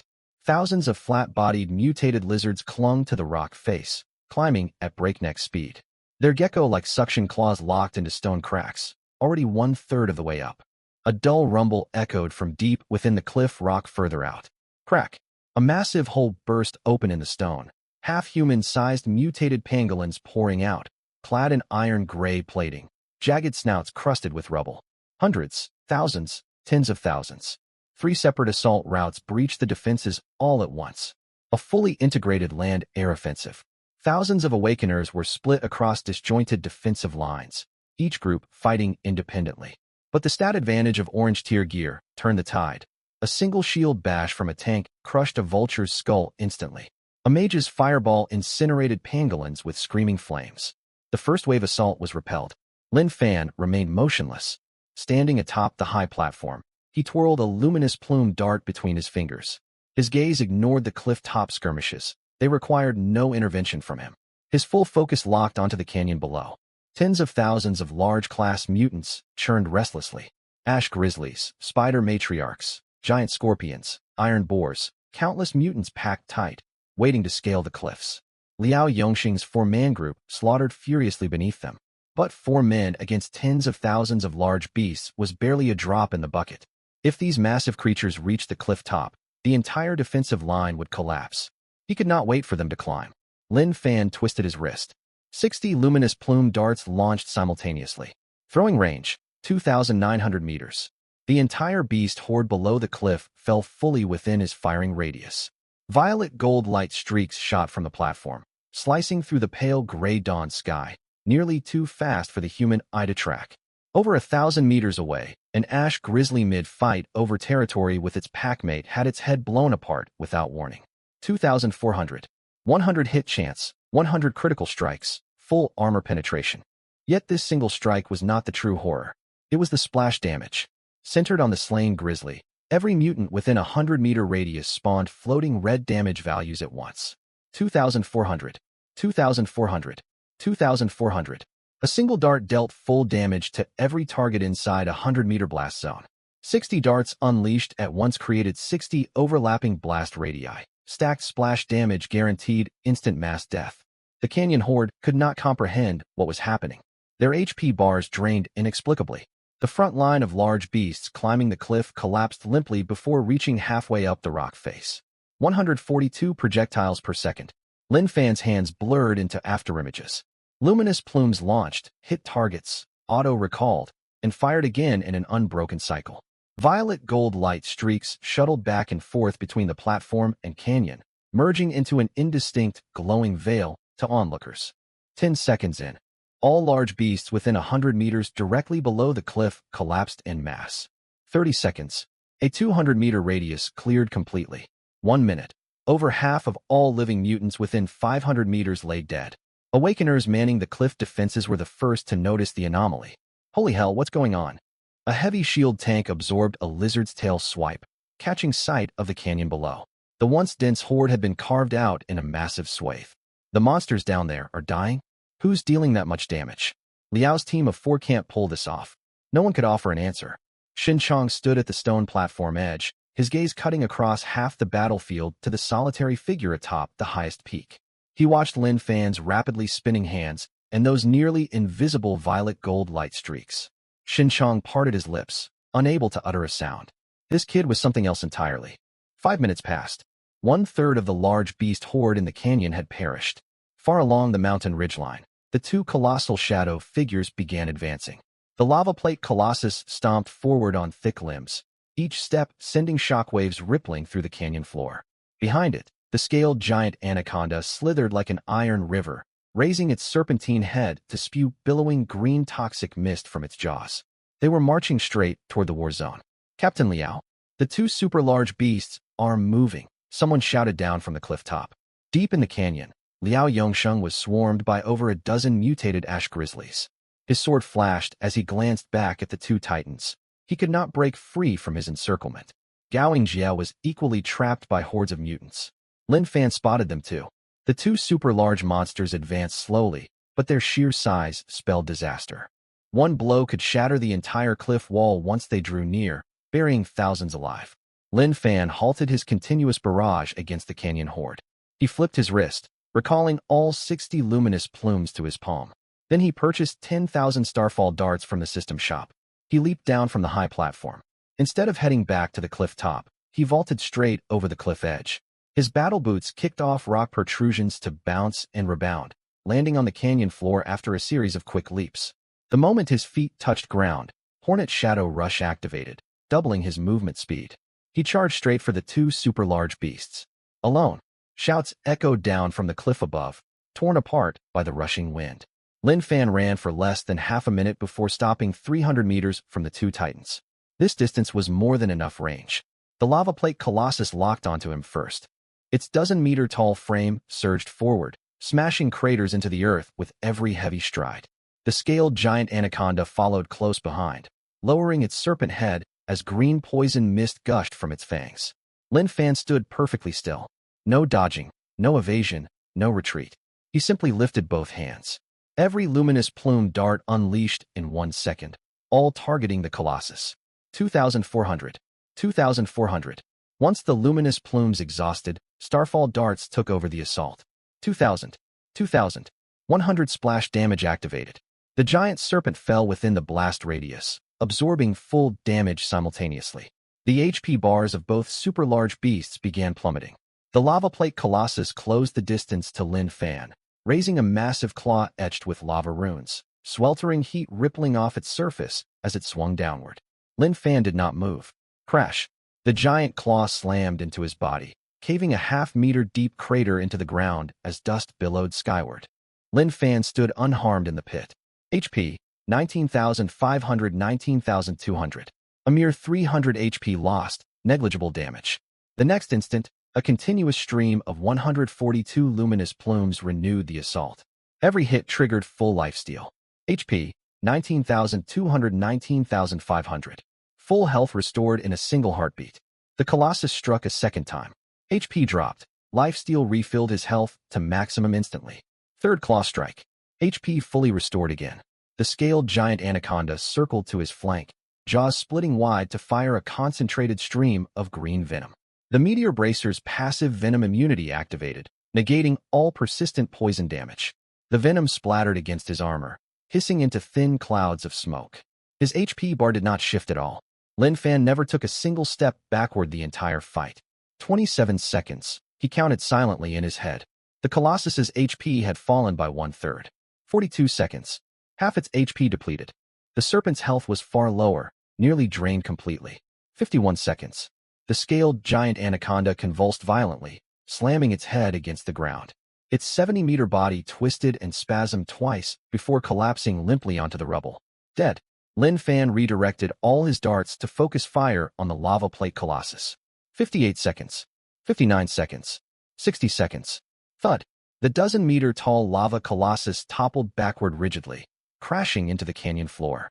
Dozens of fissures split the earth, dust clouds blotting out the sky. Lin Fan stood where he had fought. HP, 19,500/19,500. Completely full. Atop the cliff, thousands watched the entire sequence unfold. Silence blanketed the battlefield. An archer froze mid-draw, jaw hanging open in shock. Two super-large tier mutants, the apex threats of the entire low-risk zone. One lone man, standing motionless the whole time. 60 seconds flat. Dead silence hung over the crowd for 3 full seconds. Then deafening roars erupted all at once. What the hell? Who is that person? The super-large beasts are dead?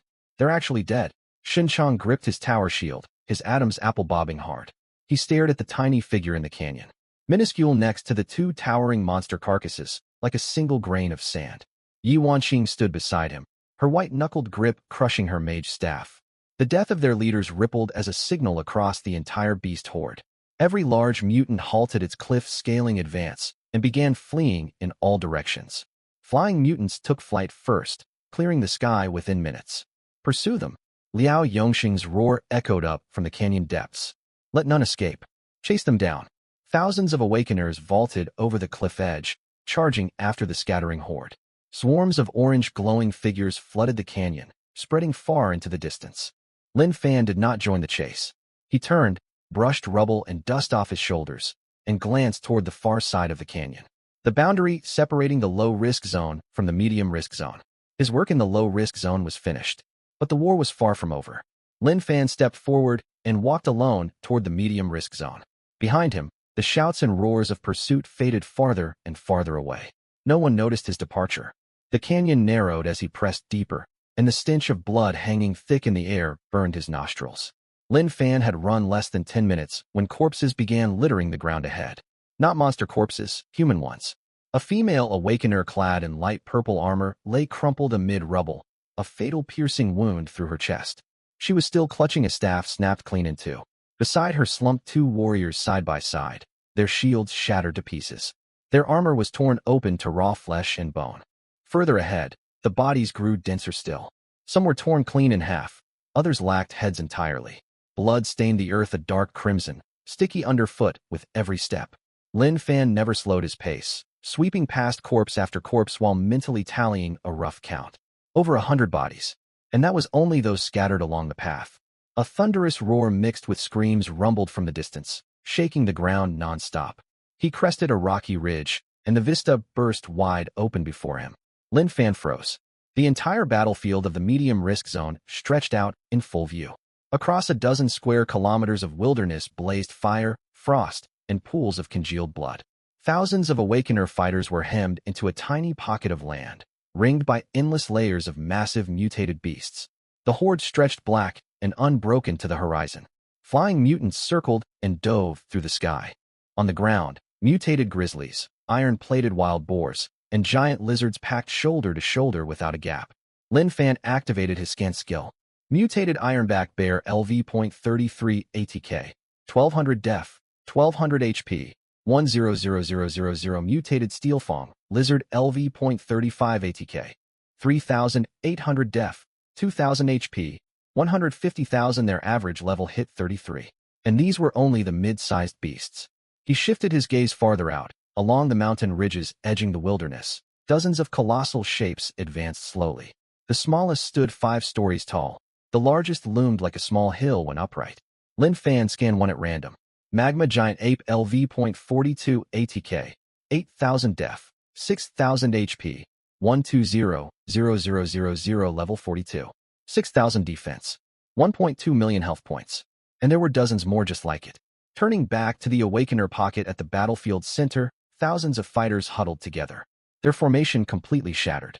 Warriors bore the brunt of the assault at the front lines, mages frantically pouring spells from the rear. While sparse streaks of green healing light flickered feebly, there were far too few healers, or rather, most had already perished. ALV.35 Mutated Grizzly swatted apart a frontline warrior's shield, its giant paw sending the man flying over a dozen meters. He crashed to the ground and never moved again. A fire mage in the back row raised his hand to hurl a fireball. An iron-plated lizard sank its fangs into his waist from the side, and his scream cut off instantly. The battle line was collapsing. Every second claimed another life. At this rate, all thousands of fighters would be wiped out in under 20 minutes. If the medium risk zone fell, the horde of giant beasts would surge straight into the low risk zone, and then Jiangxing City. Lin Fan twisted his wrist, 60 gilded plume daggers sliding between his fingers. He did not hesitate.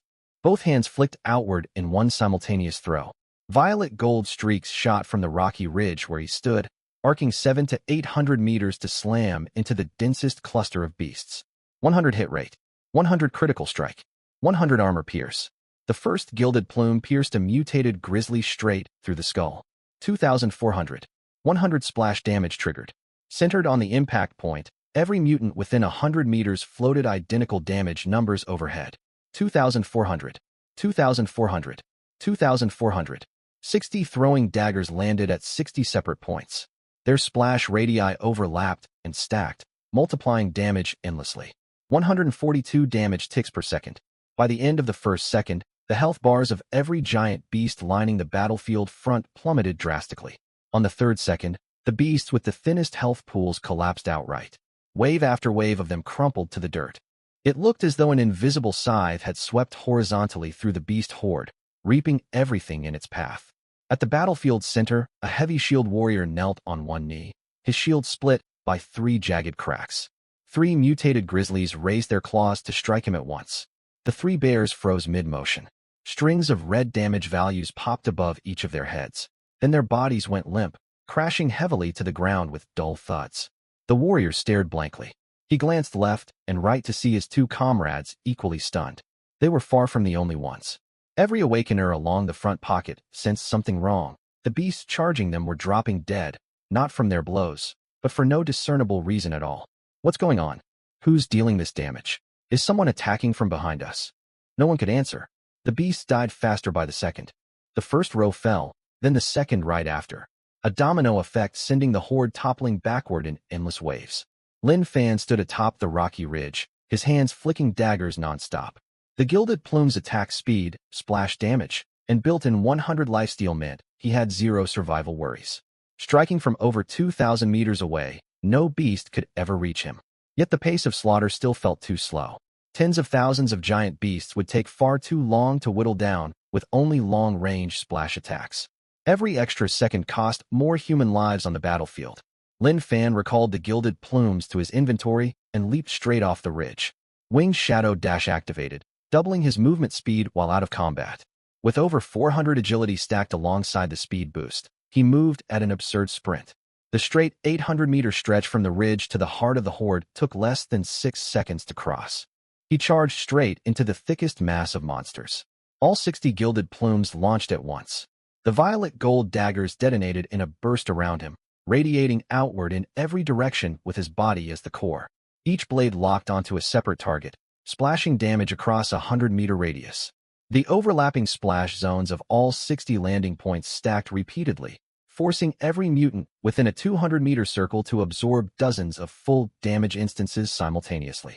After one volley, the ring of giant beasts surrounding him vanished entirely.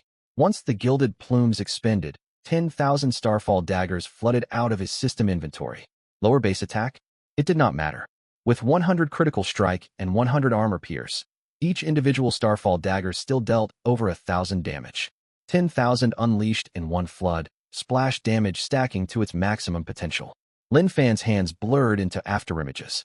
The daggers flew so fast the naked eye could not track his precise movements. Only endless streaks of violet, gold, and silver light streamed off his frame, weaving an impenetrable net of damage. Beasts lunged forward, only for their health bars to empty before they could touch him. He kept moving, for 100+ agility let him weave effortlessly through the horde. Every step he took left a trail of corpses in his wake. A mutated ironback bear pounced straight at him, massive paw whipping through the wind.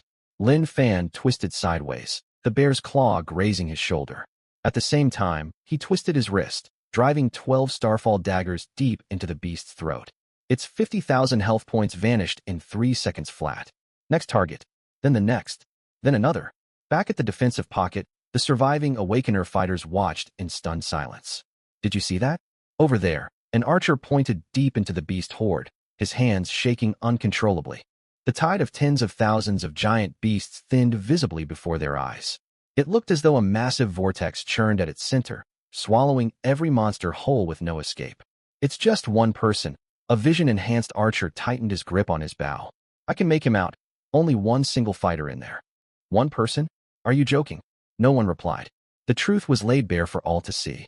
10 minutes passed. Lin Fan crisscrossed the horde 3 full times. The gilded plumes had long returned to his inventory, and the 10,000 Starfall daggers were also spent. Only a few hundred straggler beasts remained, fleeing in scattered directions. The ground lay carpeted with mutant corpses, stacked layer upon layer, some piles rising halfway up a human's height. Smaller mutants fared far worse. Trapped between the giant beasts, the splash damage one-shot them outright. Lin Fan did not need to target them deliberately. The moment a dagger struck a giant beast, every small mutant within 100 meters perished alongside it. Tens of thousands of giant mutants. Wiped clean in 10 minutes. Lin Fan came to a halt, gasping for breath. The battle had drained a great deal of stamina, yet his health bar stayed full at all times. 100 lifesteal combined with his rare armor passive eliminated all resource management concerns mid-fight. But there was no time to rest. Along the distant mountain ridgeline, those dozens of colossal super-giant mutants had begun to move. They did not trudge slowly like the two beasts from the low-risk zone. They charged at a full run. Dozens of titans accelerated as one, sending constant tremors rippling through the ground. Clouds of dust billowed upward, blotting out half the sky. They were heading straight for Lin Fan. His 10-minute massacre had drawn every ounce of their aggro. Lin Fan lifted his gaze and quickly counted them. 37 total. The closest stood less than 500 meters away. A colossal lizard covered entirely in cyan scales, thick muscular limbs, corrosive acid dripping from its jaws. Abyssal lizard LV.40 ATK, 7,200 def, 5,500 HP, 980,000 7,200 attack power. Lin Fan ran a quick mental calculation. Factoring in his armor and damage reduction, a direct blow would strip roughly 3,000 health from him. His lifesteal could fully restore his HP in 1 second. He could tank 1. He could tank 2. 37 attacking all at once. Over 30,000 damage flooding in every second. Lifesteal could never keep pace. He could not stand his ground and trade blows. Lin Fan pushed off the dirt, reactivating Winged Shadow Dash to blast backward at high speed. Even as he retreated, his hands never stopped moving. All 60 gilded plumes launched toward the lead abyssal lizard. Every other super-giant mutant within the splash radius absorbed full damage as well. 2,400, 2,400, 142 damage ticks per second, dealing 340,000 damage to a single target each second. Yet these beasts possessed absurdly massive health pools. The weakest held 600,000 HP, the strongest topped 1.2 million. He would have to whittle them down slowly. Lin Fan began kiting the horde. 400+ agility paired with doubled movement speed let him outpace the titans by a wide margin. He sprinted 100 meters to create distance, spun to unleash a volley of daggers, then ran again. He had used this tactic against the mutated rat swarms back in the low-risk zone. Now his prey had changed from giant rats to towering monsters dozens of stories high. 37 supergiant mutants chased him across the entire battlefield. The ground cracked under their weight, choking dust swirling everywhere. Lin Fan zigzagged through the haze, never ceasing his dagger volleys. Every full loop he completed dropped one beast to critical health. Third minute, the first supergiant collapsed, the abyssal lizard, its 980,000 HP depleted. Its massive body toppled sideways to the ground, twitching twice before falling still. Fifth minute, 3 more fell. Eighth minute, 6 more perished. The supergiants rearranged their formation. Instead of charging as a single mob, they split into 3 groups to flank him. Lin Fan was trapped within a narrow rocky corridor. 2 magma giant apes slammed their fists toward him from the left. An iron-scaled python coiled to strike from the right. 3 giant lizards opened their jaws to spew corrosive acid dead ahead. Lin Fan dove through the only narrow gap between them. A giant ape's fist crashed into the dirt inches behind his back, the shockwave staggering him 2 steps forward. 1,200. He had been caught in the splash damage. HP, 19,500, 18,300. The very next second, his daggers struck the monsters, triggering lifesteal. Back to full health. He kept running, kept throwing daggers. 15 minutes in, half the titans lay dead. 20 minutes, only 12 remained. 25 minutes, 6 left standing. 30 minutes. The final supergiant, an LV.44 abyssal overlord python, its body torn and scarred, let out one last deafening roar. All 60 gilded plumes pierced its vital neck points simultaneously. 2.2 million health points wiped out entirely. The python's immense body crashed to the earth, kicking up a towering cloud of dust that blotted out the sunlight. Silence fell over the entire medium-risk zone. Thousands of surviving Awakener fighters stood far off, covered head to toe in blood, frozen like stone statues. No cheers erupted. What they had witnessed far surpassed anything a simple cheer could express. One single person. 10 minutes to erase tens of thousands of giant mutants.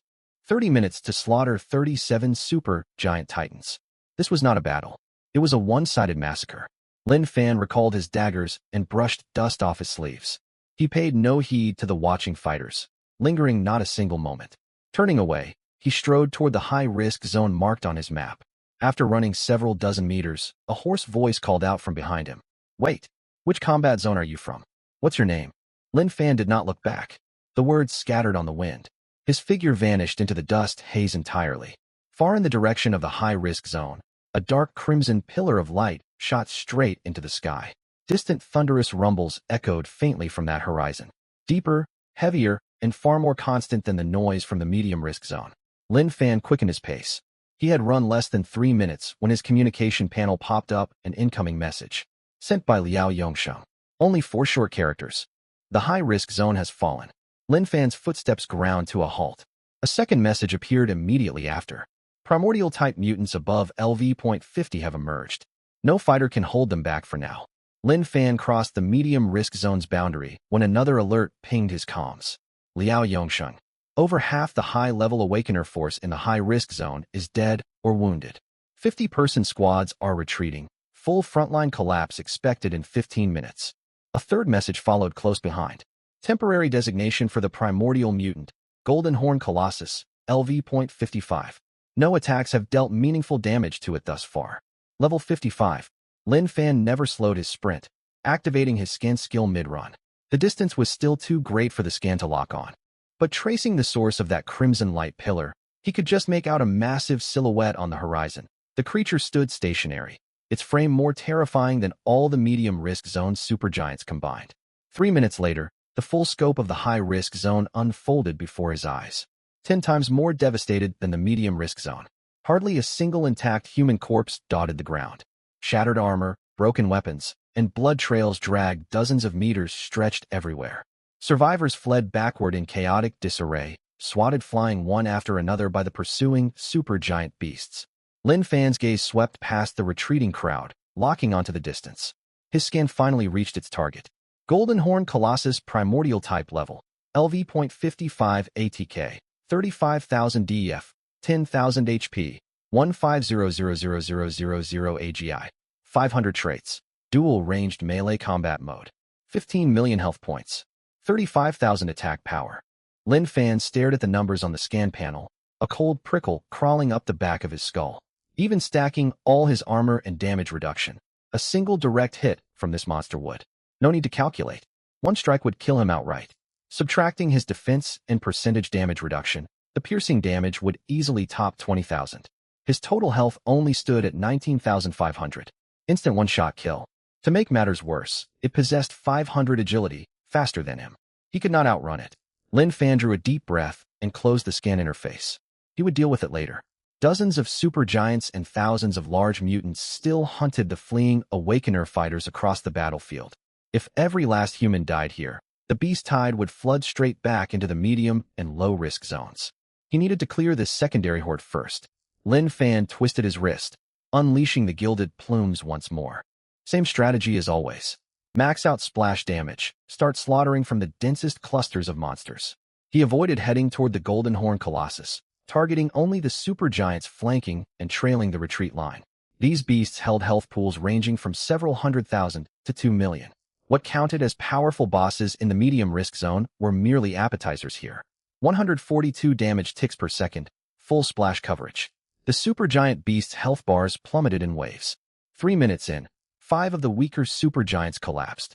5 minutes in, 8 more fell. The fleeing Awakener fighters noticed the pursuing horde thinning abruptly.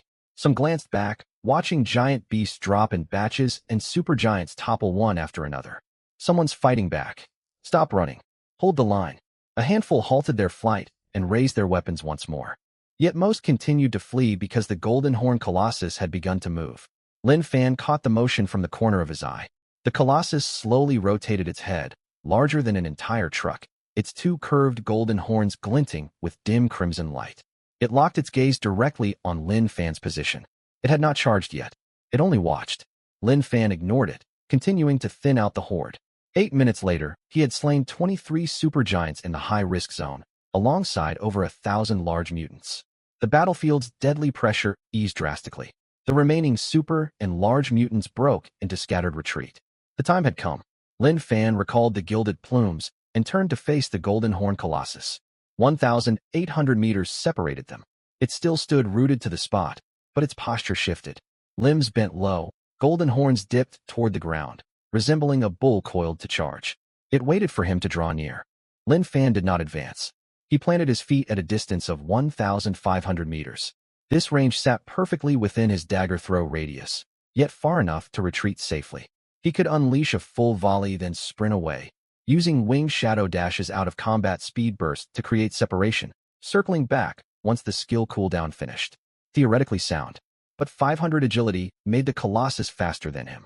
The dash's speed boost only lasted a fleeting window. He would need to time every movement with pinpoint precision. No more planning. He would fight first. Lin Fan raised both hands. All 60 gilded plumes launched simultaneously. Violet gold streaks sliced through the murky sky, crossing 1,500 meters to embed themselves firmly in the Golden Horn Colossus's massive frame. 100 hit rate, 100 critical strike, 100 armor pierce, 2,400, 2,400, 2,400. 60 identical damage values floated above the Colossus at once. Its health bar barely budged. 15 million total HP. 60 strikes dealt a mere 144,000 damage, less than 1% of its total pool. The Golden Horn Colossus let loose a low, ground-shaking roar. It moved. Muscular limbs slammed into the earth, launching its titanic body forward in a full charge. Its 500 agility stat activated to full effect. The dozens of meters tall monster sprinted fast enough to carve a chain of deep craters into the ground beneath its paws. It could cover the 1,500-meter gap in 3 seconds flat. Lin Fan spun and sprinted away without hesitation. Winged Shadow Dash activated. Out of combat, his movement speed doubled instantly. 426 agility stacked with the 100 speed boost pushed his instantaneous velocity above 800 units per second. The Golden Horn Colossus could no longer close the gap. It barreled into the spot where Lin Fan had stood a moment prior, slamming empty air. It lifted its head and roared, sending shards of rock flying 300 meters in every direction. Lin Fan had already pulled back to a distance of 2,000 meters. The temporary speed boost from Winged Shadow Dash faded after several seconds. Lin Fan slowed to a jog and turned back around. The Golden Horn Colossus charged straight toward him once more. 1,800 meters. 1,600 meters. 1,500 meters. He was in range. Lin Fan raised his hands once more. 60 gilded plumed daggers streaked forth all at once. 2,400 times 60. Another 144,000 damage shaved off its health bar. After unleashing the attack, he spun and fled. Swift Shadow Dash activated again. The Golden Horn Colossus swiped at empty air. Round 3. Round 4. Round 5. The cycle repeated endlessly. Each cycle took roughly 40 seconds. Sprint far enough to trigger out of combat reset. Dash to widen the gap. Circle back to a safe distance. Hurl the daggers. Then run once more. Lin Fan repeated this loop dozens of times. At last, the Colossus's health bar showed visible depletion. It took nearly 10 minutes to chip its full health down to 90. Far too slow. Yet he had no better plan. The beast boasted 10,000 armor.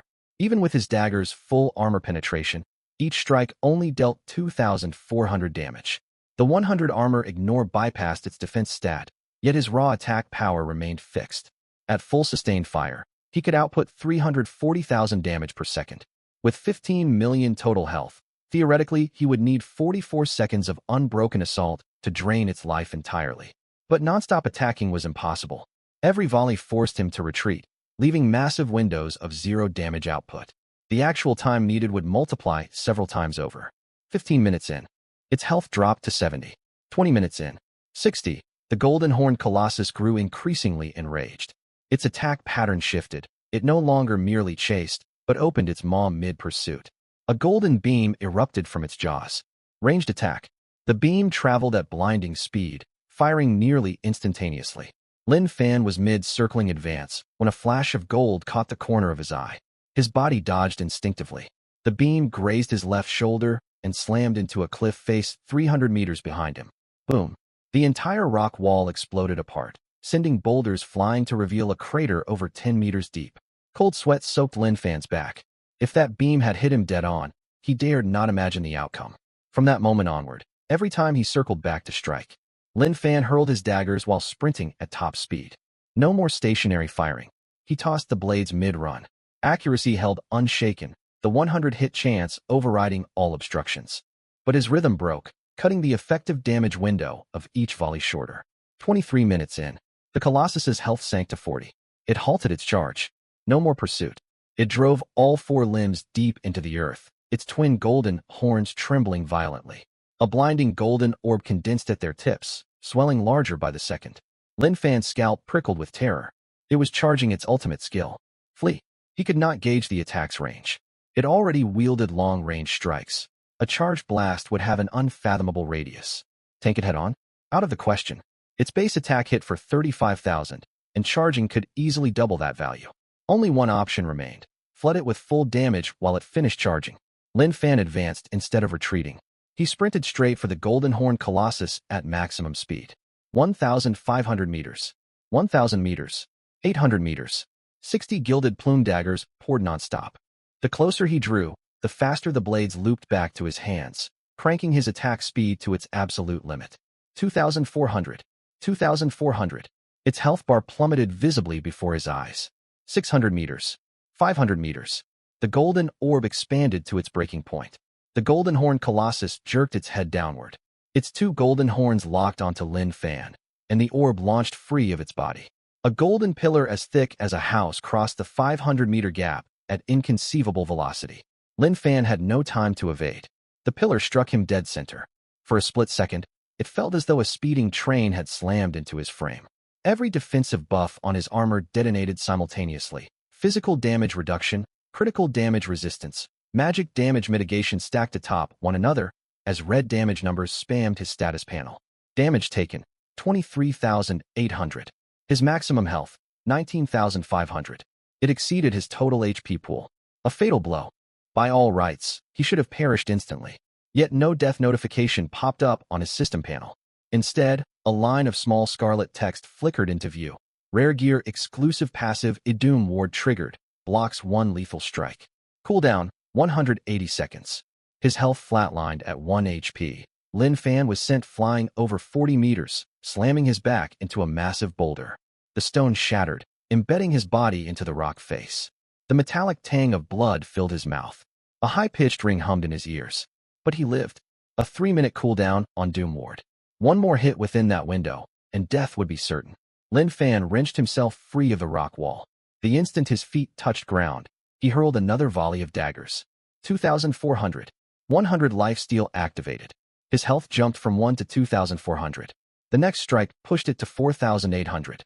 The third, 7,200. 3 seconds later, his HP refilled completely. After unleashing its ultimate, the Colossus suffered a pronounced stun lock. Its golden horns dimmed, limbs trembling faintly from charge recoil. Lin Fan gave it no chance to recover. Uninterrupted maximum damage output. 340,000 damage flooded its health bar every second. The golden horn Colossus roared and surged forward to attack once more. Lin Fan spun and ran, swift shadow dash activating to pull ahead, then circled back to strike again. This time, he exercised extreme caution, never drawing within 500 meters of the beast. Strike once, retreat immediately, no greedy extra hits. 28 minutes in, 30 health remaining. 29 minutes in, 20. The Colossus's movement slowed drastically. Its body riddled with violet gold dagger punctures, thick golden bodily fluid oozing from every wound. 30 minutes. Lin Fan made his final circling advance. 1,500 meters away, the golden horn Colossus dragged its broken frame and let loose a last roar, a cry steeped in the bitter regret unique to sentient beings. 60 gilded plumed daggers launched as one. Violet gold blades pierced its throat, abdomen, and all 4 jointed limbs. Its health hit 0. The Colossus's towering body froze mid-charge. 1 second, 2 seconds. Then it toppled sideways slowly, like a skyscraper stripped of its foundation. Crash. The ground shook as if struck by an earthquake. The entire high-risk zone trembled. Dust billowed skyward, blotting out half the horizon. A system notification popped into view. Ancient variant, golden horned Colossus slain. Experience gained, 50 million. Level up, LV28, LV32. Lin Fan stood 1,500 meters away and recalled his daggers. A dull ache lingered in his chest. Without Doom Ward saving him earlier, he would be a corpse right now. A level 55 ancient variant. He would need an entirely new strategy if he encountered another creature of this caliber. Far off, the surviving awakened ones in the high-risk zone stood frozen in place. Some wept. Some laughed hysterically. Others collapsed to the ground, gasping for air as they stared skyward. With the golden horned Colossus dead, all remaining monsters fled in disarray. The pressure weighing down the entire battlefront vanished in an instant. Voices echoed across the zone. Who did that? Look over there, a single person. Dozens of gazes locked onto his position, yet the distance and swirling dust obscured his features completely. Lin Fan did not linger. Swift shadow dash activated, his figure vanishing into the cloud of churned dust. Next came erasing every remaining threat in the region. Lin Fan skipped returning to the base camp. Clearing the high-risk zone did not mean the Mountain Sea Theater was fully secure. He pulled up the theater map, tracing his finger over every marked point. Red triangles signified confirmed monster hives. Gray dots marked unexplored territory. The Mountain Sea Theater spanned over 300 square kilometers, still dotted with more than a dozen red triangles and countless gray dots. None of the monsters in these zones had joined today's mass assault, yet their presence remained an unignorable hazard. Leaving them alive would only breed future disasters. Lin Fan stowed the map and sprinted toward the nearest red marker. 4-kilometer throwing range, guaranteed critical hits, full splash damage on every strike. Upon reaching the zone, he did not even need to enter the hive itself. Perched on a hill 2,000 meters distant, he lifted both hands and unleashed a storm of gilded plume daggers. Violet gold streaks sliced across the sky, diving deep into the valley below. Damage numbers floated upward from the valley floor, dense enough to spam the air nonstop. 3 minutes later, the hive was cleared. On to the next. Lin Fan carved a straight path across the theater, from the high-risk zone through the mid-risk zone, then veering toward the fringes of the low-risk zone. At every monster nest, he paused, unleashed his daggers, recalled them, and moved on. The routine was mind-numbingly repetitive. Its efficiency, however, was utterly devastating. He passed through a canyon teeming with thousands of mutated scorpions. A scan revealed their maximum level hit LV30. Lin Fan stood atop a high cliff overlooking the canyon floor and loosed one full volley. 60 splash damage radii blanketed the entire gorge twice over. 40 seconds later, silence reigned within the canyon. Next came a marshland, its waters hiding untold hordes of mutated toads. Their levels hovered around LV20, but their numbers stretched into the thousands. Lin Fan lingered at the marsh's edge and hurled his daggers into the murky water. The exact same tactic he'd used to wipe out serpent swarms in Central Park's lake. No clear line of sight required. His 100 hit chance ignored all visual obstructions. Daggers plunged beneath the surface, triggering underwater explosions that churned bloody murk to the top. 2 minutes later, the entire marsh stained dark crimson. Another marker cleared. 7 hours passed. Lin Fan traversed every red marker and most gray unexplored zones on the map. When he finally halted atop the southernmost mountain ridge and glanced back, the 300-square-kilometer mountain sea theater stretched behind him, completely purged of monsters. His system panel's experience bar surged wildly before stabilizing. He had reached LV-42. His inventory overflowed with treasure chests and monster drops. He elected to tally them later. Lin Fan closed the panel and sent a message to Liao Yongsheng. The theater is fully cleared. I'm leaving. 10 seconds later, a reply arrived. Received. Your arrangements are finalized. A residence in the capital has been prepared, coordinates attached. A second message popped up immediately after. Codename 0, the Mountain Sea Theater owes you countless lives, not just one. Lin Fan did not respond. He closed the chat window, pulled up teleportation array coordinates, and selected Jiangqing. A flash of white light, and the gravel beneath his feet transformed into asphalt pavement. Jiangqing, East District, 9 o'clock at night. Pedestrians lined the streets sparsely, yet the city felt far livelier than when he left. Locals walked dogs beneath street lamps, smoke curled off barbecue stalls.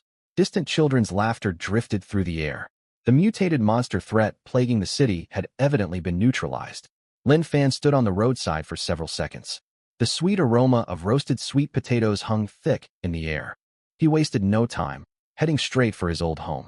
He slowed his pace upon reaching the alley entrance. He'd walked this lane for over a decade, able to pinpoint every loose paving stone with his eyes shut. He pushed the front door open. Lights blazed inside the house. Wang Yaya hunched over the desk, doing homework. She snapped her head up at the noise, eyes blown wide, then shot to her feet. Brother! She ran barefoot across the floor and threw herself into his arms, her limbs locked tight around his waist. Lin Fan patted the top of her head gently. Have you eaten? I did. Aunt Wang stewed spare ribs for me. Yaya tilted her head back, scanning him up and down.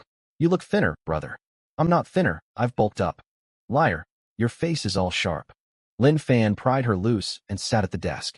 Her exercise books lay spread out, messy yet earnest handwriting filling each page. A half-finished bowl of rib soup sat beside her papers. Yaya. Pack your things. We're moving tomorrow. The pencil froze in her grasp. Moving where? The capital. The capital? That's so far away. Yaya blinked rapidly. Why do we have to move? Lin Fan sorted through his words carefully. Too many people in Jiangsheng recognized him. His school classmates, teacher Qin Shu, the vendors he'd traded with at the market. Though his identity records had been erased from the system, his face could never be scrubbed away. If anyone connected him to Codename 0, endless trouble would follow. Yet he could not explain such complex dangers to a 7-year-old child. The capital house has a huge yard. You can keep all your ants there. Yaya's expression lit up instantly. Really? How big is it? 100 mu. What's 100 mu like? So big you could run laps and never hit the end. Yaya jumped straight into the air, one slipper flying off her foot. Let's move right now. I want to go. Tomorrow. Lin Fan held her down. Go to sleep first. Early the next morning, Lin Fan bid Aunt Wang farewell, handing her a card loaded with 500,000 copper coins to thank her for caring for Yaya in his absence. Aunt Wang's eyes glistened as she pressed a sack of her homemade pickled cowpeas into his hands. She told him to keep a taste of hometown food, even in the capital. Their luggage was minimal, 2 woven sacks, 1 school backpack, plus a temperature-controlled incubation box. The Ant Queen had long since hatched, yet Yaya refused to leave it behind. She claimed the queen loved sleeping inside the container. The teleportation array cost 200 copper coins. Another burst of white light, and they arrived in the capital. Staff arranged by Liao Yongsheng waited at the array exit beside a tinted black commercial van. The driver spoke few words, transporting them to the city's northwest outskirts. The vehicle rumbled down a dirt road for 20 minutes, dense woodland lining both sides. Yaya pressed her face against the window, her jaw dropping wider with every passing minute. Brother, is this the countryside? Suburban outskirts, more accurately. The van rounded a bend and came to a stop. A 3-meter-tall gray brick wall stretched endlessly before them. A black iron gate fitted with an electronic lock marked the entrance. The driver handed Lin Fan an access key card and a slip of paper. Supplies will be delivered every Tuesday and Friday. The full supply list is written here. Add any missing items whenever you need them. Lin Fan nodded and took the items, watching the van drive away. He swiped the card and pushed the gate open. Yaya sprinted inside, skidding to a halt after 2 steps, stunned silent. The yard was truly massive, 100 mu, large enough that running its full length would tire her out completely. Flagstone paths wound across neatly trimmed lawns. Ancient trees dotted the far grounds, with a small bamboo grove beyond them. The 2-story white-walled black-tiled main house sat dead center, plain yet spacious. A small pond out front housed several gliding koi fish. Yaya spun 3 full circles in the yard center, growing dizzy before plopping down onto the grass. Brother, are we rich now? You could say that. Can I raise as many ants as I want? All you like. Yaya carefully lifted the ant queen out of the woven sack. The creature had doubled in size since their departure. Its body a deep crimson. 6 thick muscular legs supported its frame, 2 delicate antennae swiveling constantly. It lay calm and still cupped in Yaya's palms. Lin Fan cast skin on it on impulse. The moment its stat panel popped up, his brows lifted slightly. Mutant Ant Queen. Level, LV1. Attack, 10. Defense, 30. Health, 500. It had been LV0 with 0 attack and defense when he left. Now it had leveled up once. Yaya, what have you been feeding this thing? Meat. The spare ribs Aunt Wong made. I gnaw the meat off the bones and give her the leftovers. Yaya spoke as if it were obvious. She eats so much, an entire rib vanishes in 5 minutes. Crunch, crunch, crunch. How much do you feed her each day? At first 1 rib a day, then 5. I don't know her full appetite. She eats anything I set in front of her. Yaya counted on her fingers. Brother, you have to get way more meat for her. If she's hungry, she crawls everywhere. Once she wandered to Aunt Wong's doorway and scared her half to death. Mutated creatures' appetites grew exponentially with each level. Even at LV1, she devoured 4 ribs daily. By level 10 or 20, sourcing enough meat to feed her alone would become an exhausting chore. Lin Fan stared at the Ant Queen for several seconds. A thought crossed his mind as he remembered his inventory. He opened his system bag and rummaged through its contents. Snake gallbladders, rat bones, turtle carapaces, wasp claws, ant exoskeletons, bear skeletons, mountains of monster drops, each stockpiled in the tens of millions. These materials held little trading value for humans, yet they served as perfect feed for mutated life forms. Consuming tissue from the same species yielded maximum absorption efficiency. Lin Fan decided to test the theory. Walking beneath a large tree in the yard's southeast corner, a secluded spot far enough from the main house, he opened his inventory. He selected turtle carapaces and withdrew 10,000 pieces. Instantly, a mound materialized out of thin air atop the lawn. Mounds of gray-brown turtle shells, each the size of an adult palm, emitted a faint fishy stench. Yaya ran over clutching the Ant Queen. Before she even drew near, the queen's antennae shot straight upright. Its 6 legs thrashed frantically, nearly slipping free of Yaya's grasp. She wants down. Brother, she's going crazy. Lin Fan took the queen from her hands and set her on the grass. The crimson insect darted forward at impossible speed. It lunged onto the turtle shell mound, mandibles snapping to crush an entire shell in one bite. A constant storm of crunching filled the air, shell fragments scattering everywhere. Yaya squatted beside the mound, staring in awe. She eats so fast. Lin Fan pulled out more materials. 1 million rat bones, 1 million snake gallbladders, 10 million wasp claws. 3 more towering piles bloomed across the lawn. The Ant Queen finished the turtle shells without pausing, charging straight for the rat bone heap. Her mandibles snapped faster and faster. Lin Fan watched for 5 full minutes. She had devoured most of the turtle shell mound and moved on to the rat bones, her pace never slowing. His inventory held tens of millions of each material type. Enough feed to sustain her for an eternity. Yaya, bring her here whenever she's hungry from now on. She'll feed herself. No need for you to hunt meat anymore. Yay. Lin Fan sent Yaya back inside to wash her hands for breakfast, then stepped into the house to inspect the residence. The ground floor featured a living room and kitchen. 3 bedrooms occupied the second floor, all fully furnished with brand new bedding. Once Yaya was settled asleep, Lin Fan shut the door to his private bedroom. He lay back on the bed and pulled up his character stat panel. Level, LV42. His throwing range had expanded to 4,200 meters. The proficiency bar for his hidden talent had skyrocketed over the days spent clearing the Mountain Sea Theater. He scrolled downward. The talent tier for his 100 guaranteed hit mechanics. maxed at LV10.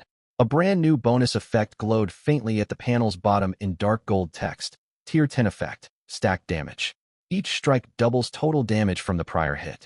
Damage multiplies sequentially within a single attack sequence. Lin Fan stared at the line of text, his fingers hovering mid-air. Stacked damage. Every dagger hit dealt twice as much damage as the last. First strike, 2,400 damage. Second strike, 4,800 damage. Third strike, 9,600 damage. Fourth strike, 19,200 damage. 10th strike, 2.45 million damage. 20th strike, 2.5 billion damage. 142nd strike. He unleashed 142 daggers every single second. The multiplier was not merely 142 times damage. It equaled to 142. Lin Fan abandoned mental calculation by the 30th strike. The numbers far outstripped his ability to comprehend them. That golden horn colossus with 15 million health and 10,000 armor had taken a full 30 minutes to wear down before. Now, first hit, 2,400. Second hit, 4,800. By the 13th strike, a single dagger would exceed 10 million damage. 13 shots, less than a tenth of a millisecond. A primal tier monster with 15 million HP, hypothetically speaking, it would drop dead in a fraction of a second. Even if its defense were multiplied tenfold, full armor penetration renders it meaningless. Even if its HP hit 10 billion, it would still fall in under a second. When all 60 gilded plume bow shots fire off, the damage of the 60th single round equals 2,400 times 2. 60. He did not need to calculate the number to know. No known mutated creature could withstand it. Lin Fan rested his hand on his status panel, frozen for a long moment. Primal tier? Not even worth his attention. Even if higher tier mutants emerge in the future, as long as the first shot lands damage, every subsequent strike will crush them exponentially. His attack power crisis had been fully resolved, starting today. 60 gilded plume bows were more than enough. Any extra would be a waste. From now on, all free attribute points would go straight into defense and HP. Staying alive was the only thing he needed to worry about. As he browsed his stats, a message popped up in the chat box. It was Liao Yongsheng. Lin Fan tapped open the message. 0, we've got a situation. The Capital Defense Bureau received intelligence today. They want to request your aid. Lin Fan stared at the chat window and tapped a reply. What's the matter? Liao Yongsheng responded instantly. The Capital Defense Bureau detected abnormal spatial rift activity of unknown tier, located in the western suburbs of the capital. We'll discuss the full details in person tomorrow. I'll send you the contacts info. Send the location to me. Lin Fan typed 4 words and closed the chat box. He would deal with the capital's business tomorrow. Right now, he had something far more important to attend to, clearing out the mountain of loot in his inventory. He opened his system backpack, and the numbers flashed across the screen. Orange treasure chests, 502,347. Lin Fan froze for a beat. 500,000 chests. He'd accumulated them over those days in the Mountain Sea combat zone. He had fought his way through the swarm woods and 3 hazard zones without a spare moment to open them. He moved his finger to the Open All button and tapped it. The screen washed pure white for 3 full seconds. System alerts flashed non-stop, orange light flooding every inch of the panel. When the light effects faded, neat numbers lined his inventory. Orange tier equipment, 502,347 pieces. 500,000 orange grade items. Lin Fan barely glanced at them. Individually, they held 0 value to him. Their only purpose was to be fused into higher gear. He tapped Mass Fuse. A confirmation prompt popped up. Fuse all orange tier equipment. 1 success rate. Projected yield of roughly 2,500 red tier items. He confirmed. A progress bar appeared on the panel, its percentage ticking slowly. Lin Fan set his phone on the nightstand and headed to the bathroom to splash cold water on his face. When he returned, the bar was halfway filled. 15 minutes later, the progress bar hit 100. Red tier equipment, 28,064 pieces. 28,000 red grade items. He kept fusing. He tapped Mass Fuse once more. Confirmation prompt. Fuse all red tier equipment. Projected yield of roughly 140 dark gold tier items. Confirm. This time the progress bar moved far faster, thanks to the smaller quantity of red gear. In under 5 minutes, a crisp chime echoed. Dark gold tier equipment, 120 pieces. The equipment icons on the panel shifted color, no longer red, but a deep gold-black hue thrumming with faint halos. Lin Fan selected 3 pieces to inspect. Skyburn Meteor Bindings Dark Gold Grade Agility plus 600 Attack, plus 2,500 special effect. Rockfire Barrier Blast. Reduce critical damage taken by 60. Upon suffering a critical hit, gain an additional 18 all damage reduction for 5 seconds. Exclusive Dark Gold Passive. Meteorite Fortitude. When HP drops below 60, critical damage reduction rises by an extra 28 and restore 2 maximum HP per second. Gem Sockets. 3 slots Skyburn Meteor Plate Armor Dark Gold Grade Vitality plus 1,200 defense plus 5,260 max HP plus 208,000. Special Effect. Ember Void Reversion. Reduce magic damage taken by 60. Restore 2.5 maximum HP each time struck by a spell. Exclusive Dark Gold Passive. Skyburn Star Shield. Boost maximum HP by 130. Fully negate 30 burst spell damage when hit by a magic critical strike. Gem Sockets. 3 slots. Skyburn Meteor Vambrace's Dark Gold Grade Defense plus 4,040 max HP plus 192,000 special effect. Eternal Toxin Nullification. Fully immune to all persistent poison, corrosion, and burn damage. Erase all poison crowd control durations instantly. Exclusive Dark Gold Passive. Meteor Lifeguard. Block 1 fatal attack. 60-second cooldown. Upon triggering, gain 30 all damage reduction for 4 seconds. Gem Sockets. 3 slots Skyburn Piercing Hornet Boots Dark Gold Grade Agility plus 780 attack plus 3,500 special effect 1. Iron Ember Ward. Reduce physical attack damage by 60. Gain 2.5 movement speed for 6 seconds after taking a basic attack, no stacking cap.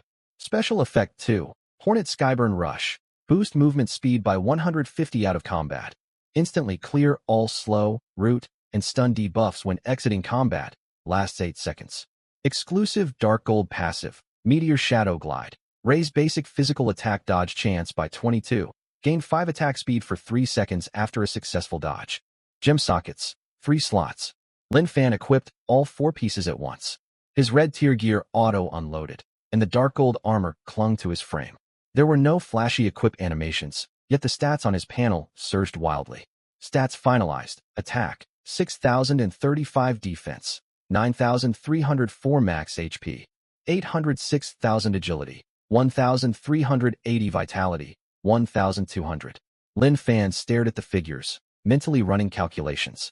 6,000 base attack, doubled by guaranteed critical strikes for 12,000 damage per shot. 9,300 defense. The Golden Horned Beast boasted 35,000 attack. After the 60 physical damage reduction, its actual piercing damage landed at roughly 14,000.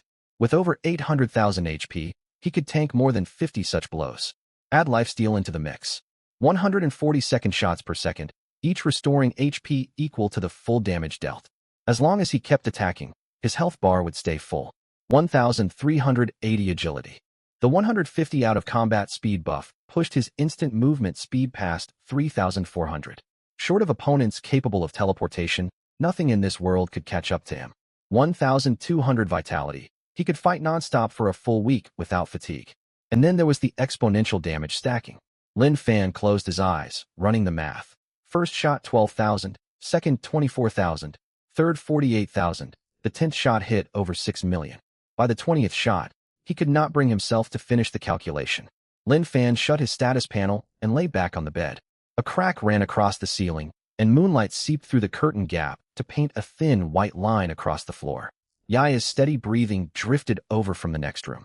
120 dark gold pieces. If he fused them further, above dark gold lay legendary tier gear. How many times stronger would legendary stats be compared to dark gold? 3-fold? 5-fold? At that tier, he suspected he could stand completely still, and no foe would ever kill him. Lin Fan rolled over, forcing himself to stop daydreaming. He had serious business tomorrow. The Capital Defense Bureau, an unknown tier spatial rift. He set his alarm for 6:30 a.m. The next morning, when Lin Fan woke, Yaya was already out in the yard. The queen ant had grown noticeably larger. Her 6 legs dug into a pile of rat bones as she crunched away, a small translucent egg sac bulging from her abdomen. Brother, her belly's huge. Is she gonna have babies? Probably. Does that make me a grandma? You're only 7 years old. Lin Fan heated milk and bread for Yaya, telling her not to leave the yard. He changed into casual clothes and headed out. Dark gold gear could hide its appearance via system setting. He toggled it to display as common cloth armor, turning his overpowered set into something indistinguishable from a gray tracksuit. The coordinates Liao Yongxing sent led to a gray, unmarked high-rise in central capital city. No house numbers, no signage. Two awakened warriors in black uniforms stood guard at the entrance, both above level 30. Lin Fan gave his codename. 0. Follow me, please. The elevator descended to the third underground floor. A conference room sat at the end of the corridor, where Liao Yongsheng waited alongside two others. One was a 40-something square-jawed man with a buzz cut, wearing olive-drab tactical fatigues emblazoned with 3 stars on his chest. The other was a woman in her early 30s with long black hair tied into a ponytail. She wore a lab coat over tight combat leathers, a glowing ring equipment on the ring finger of her left hand. Liao Yongsheng stood to greet him. You're here. Let me introduce you. Zhao Taizhan, Deputy Director of the Capital Defense Bureau, and Lu Wei, Lead Research Analyst of the Institute. Zhao Taizhan sized Lin Fan up and down. This is 0. Doubt thickened his tone. It was understandable. Lin Fan looked every bit an 18-year-old high school student in his tracksuit. He still carried the soft youthfulness of adolescence. He bore no resemblance to someone with a resume stating he'd single-handedly cleared the entire Mountain Sea combat zone. Liao Yongsheng offered no explanation, merely nodding toward Lin Fan.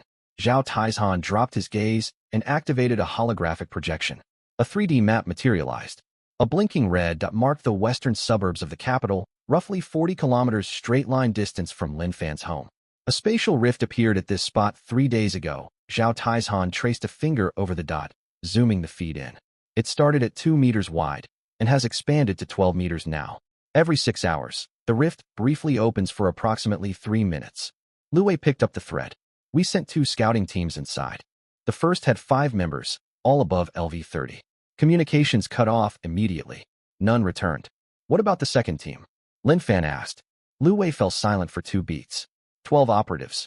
Their captain was one of the capital's top 3S rank awakeners, LV-45. 9 minutes after entry, only one crawled back out alive. The rest, dead, Zhao Taizhan added. The survivor emerged with all gear shattered, barely a sliver of HP left. He passed out right after saying one sentence in the medical ward. Lin Fan waited for him to continue. Zhao Taizhan glanced at him. He said, "There's something inside, a tier above primal." Silence hung over the conference room for several seconds. Lin Fan leaned back in his chair, tapping the tabletop absently with his fingers. A tier stronger than primal. He pictured the Golden Horn Beast stats. Level 55, 15 million HP. That monster had nearly killed him back then. But that was then. Now, when will it open next? Zhao Taizhan and Lu Wei exchanged a glance. In 6 hours. Lin Fan stood up. Send me the exact location. I'll head there alone. Zhao Taizhan frowned. 0, going in by yourself. I don't need anyone else. Lin Fan walked to the door, pausing without turning back. Crowds will only get in the way. Clear the entire rift perimeter when it opens. No personnel within a 1-kilometer radius. The door clicked shut behind him. Zhao Taizhan turned to Liao Yongsheng, his face screaming, "Are you kidding me?" Liao Yongsheng sipped his tea calmly. When he says he doesn't need backup, he truly doesn't. But even that LV-45's rank inside got wiped out in minutes. Lao Zhao, Liao Yongsheng set his mug down. He cleared all 3 hazard zones in the Mountain Sea combat zone in a single afternoon by himself. He solo killed that LV-55 primal Golden Horn Beast.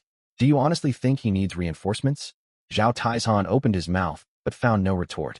Lu Wei stared down at the tablet in her hands, pulled up Zero's mission file.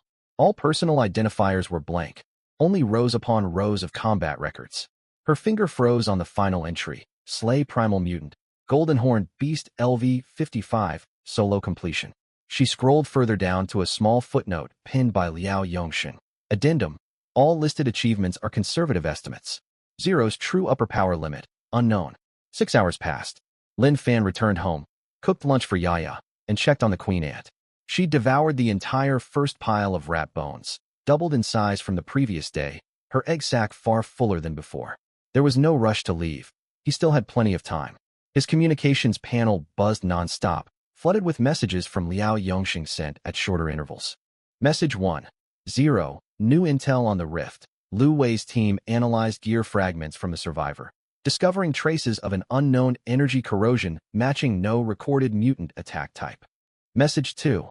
Institute preliminary hypothesis. The creature within may surpass primal tier. They've proposed a new classification, Stellar Remnant tier.